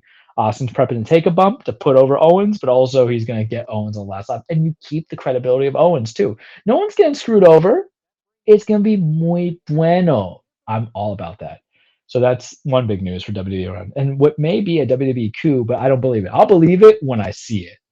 So what used to be my tagline every time I gave a shout out to any kind of wrestling organization when we talk about the show and I give my Twitter hype, I say, Cody, follow us, right? When we speak about Cody, we speak about Cody Rhodes, son of Dusty Rhodes. You know, the guy who was in WWE for so many years, left, built his own thing, made his own name, teamed up with a certain Tony Khan and the Young Bucks and Kenny Omega and made AEW, All Elite Wrestling, the competitor from almost 3 years ago. He was an EVP. So apparently Cody was on a handshake agreement since January as a free agent to work at All Elite Wrestling, promoted by Tony Khan, owner, and Shad Khan's surely the owner. So Cody apparently is done with them. And I don't know if this is a major work. It could be a work. And we say work, we mean it's just a staged act. But everybody is acting like Cody Rhodes is dead. from AEW. So that makes me feel like he's actually staying. But him and his wife are out. They departed. They couldn't come to an agreement. They said, hey, it's best for us to walk. There's so many rumors and reasons why it could be. I mean, to me, it's always about one thing only: money. I know we mentioned about that earlier in the show, but now we can revisit this here. But the bigger rumor is that WWE is interested in bringing him back, and he's interested in signing with WWE because why? Money. And there has got to be a budget in AEW as well because you have to have talent revenue. You have to have that revenue coming from somewhere. It would be TVs. I don't think people think you make as much money from toys and clothing markets as they think you do, but not really, right? It's all As an about that ad individual revenue. contract, yeah, it's all about that ad revenue. And Mm. WWE was a $1 billion company last year. I do not think AEW was a $1 billion company. Oh, and what's going on right now on my TV screen? The Dusty Rhodes Classic Cup that's down in NXT every year for several years. Who is Dusty Rhodes' kid? Gold Dust, who's over in AEW, Dustin Reynolds, or Dustin Rhodes, and Cody. So I have a two-way feel about this.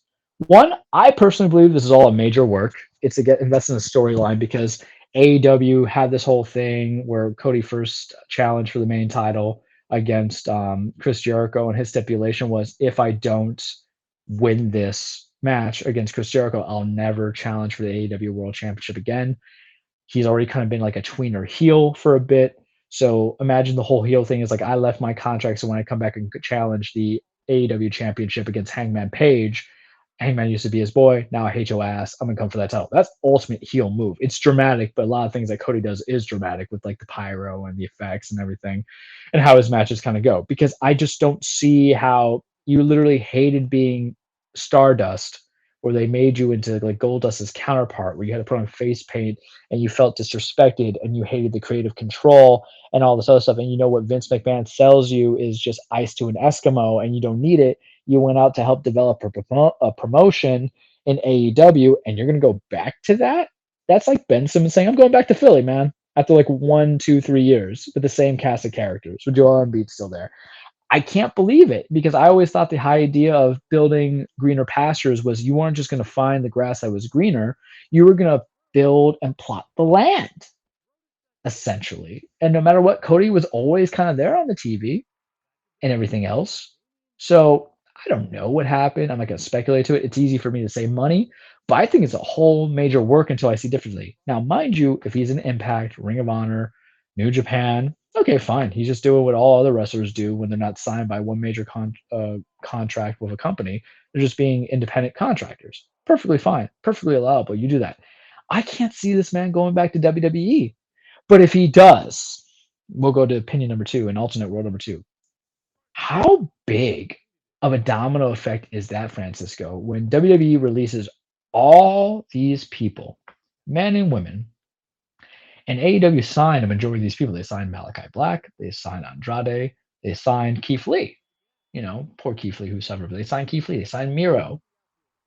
And then the contracts expire in AEW because our contracts are expiring. And you don't get just a regular dude or a gal. You get their former EVP, executive vice president. You get the guy who helped always be in a storyline and on the pay-per-views.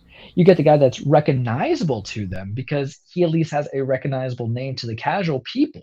It's not a situation where like, oh hey, and I don't want to say other people's names at AEW because I like and respect majority of the people there, but they're not going saying, hey, it's Fuego del Sol, who's funny. Follow his vlog with Sammy Guevara. Fun guys, but there's some people who don't even know who Sammy Guevara is. He's their current TNT championship.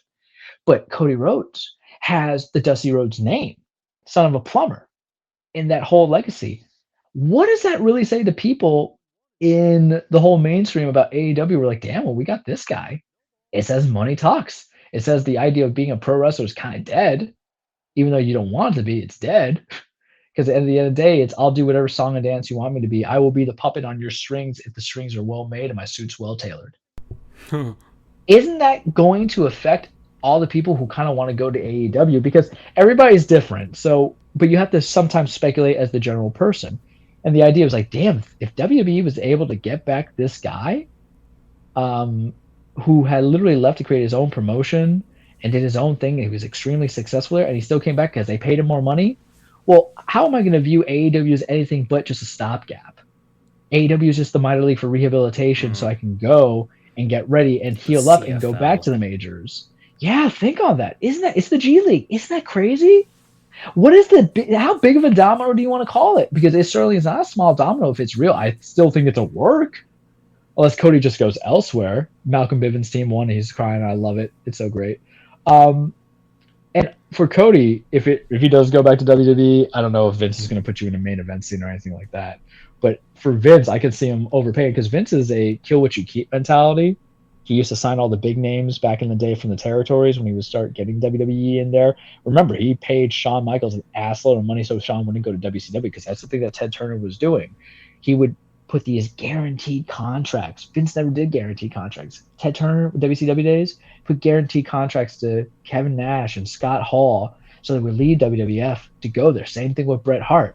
And then Vince is like, I'll pay this amount of money to Shawn Michaels. And then he started giving guarantees. So I could see Vince be like, I'm going to give this man an exorbitant amount of cash that was not in his contract. And he probably even did a short-term contract too, not the 5 year. But he was like, for 2 years, 3 years, this is the cash that you get paid because it's the domino effect to everybody else. Because right now, how their pay grade, I think, in AEW is on a tier system. So how often are you used? Are you permanent? Are you going to get cash out for every match that you wrestled, right? And Tony Khan's done his job by keeping people employed during the pandemic, and he's been very kind of humble, not humble on it, depending how you view it. But at the end of the day, if you're a wrestler, what is your end goal? Do you want to do legacy or do you want to get money? And how do you want to do your money? Now, WWE life is not for everybody. Not for everybody. Because you have to sell out your time and your mind space and just do all the tours and things like that. You're on the road like 300 days a week. But damn, that cash is nice, right? Because here's the thing, too. If I'm on a guaranteed contract and I pop my knee and I pop my neck out, everything like that, at least I got money to sit on. When you're taking indie deals, Francisco, doing bingo hall stuff, and you're doing impact contractors, you could be working for one promotion and then tear your knee at like a ballroom for some high school, and you lose out all your dates. So that's how big the domino effect is for me. If I'm viewing it pure as business and stuff like that, what could that mean? It means, hey, you know what? At the end of the day, money talks, bullshit walks. It's all made up anyway, right? Winners and losers are predetermined.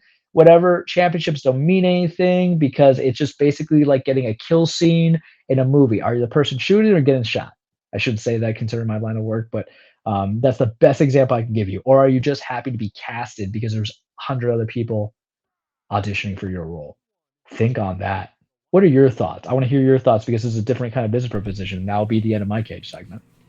I mean, it ultimately is like, how was his? I just need to know a little bit of the history here, because he was with WWE. Was it an amicable breakup? Let's just call it that. I think you should take note that when he bailed, he went to go create his own, or help create his own vision of what wrestling should be. So I think that's anything but, amicable. It's essentially when you have the breakup and you decide to lose the 60 pounds to get in shape and have serotonin in your body. Have you ever seen It's a Wonderful Life? Exactly that, yeah. It kind of feels like that, where you kind of have to sell to Mr. Potter. Yeah. Kind of groveling back to him, and he's got the money. But the scary part is not even that, because I would say it's on the flip side of I want to live, Clarence, I want to live, because he got to see what his alternate life is. It's terrible, right? Depressing. Yeah, it is. Upsetting. But, I mean, I'm not here to question Cody's decision. I really don't care. When you choose your employment, don't leave a cent on the table because you might not have that again. That's why it's called striking while the iron's hot. For me, it's just more about like, damn, what are the ripple effects? Because I still believe it's a work. I still think it's just a game. I still think he's with AEW and they let it play out and it's for long-term storytelling. So he comes back, challenges Paige, loses the Paige to keep Paige's, credibility as a champion, but it's more to get that heel heat. Because to me, it's just like as if Ben Simmons says, you know what, after a year, I want to go back to Philly. It just doesn't compute. But if he's actually going to WWE, buddy, holy shit. Domino effect. Yeah, that's as much as I can kind of contribute to that, but it is an interesting. I mean, heck, I was the one who said it on our group chat. I was like, "Hey, whoa, this is a thing that's happening," because I understand exactly what I was doing. I understand the gravity of what this is. It's huge. It's huge. It's huge. It's like as if Beyonce said, "You must not know about me," and then realized that writing Lemonade was never a good idea about Jay-Z's infidelity. For all the people who are the casuals. Instead of saying to the left, she said to the right, everything should be all right. Oh. Okay. Well, and that's it. That's all I'll give you on the very extended edition of The Cage. Okay, well, that's one of our longer episodes in the Andrew-less versions of the show so far. But and we talked about real things. Yeah, today was actual real things, which is going to be a struggle going forward. But heck, we'll have March Madness coming up and see what we can do, fill up some time. And heck, maybe baseball might actually have something. Okay, well, we're done. We're out. It's a while. I'm sure Charles is hungry, and we're out. Bye, everybody. Take care.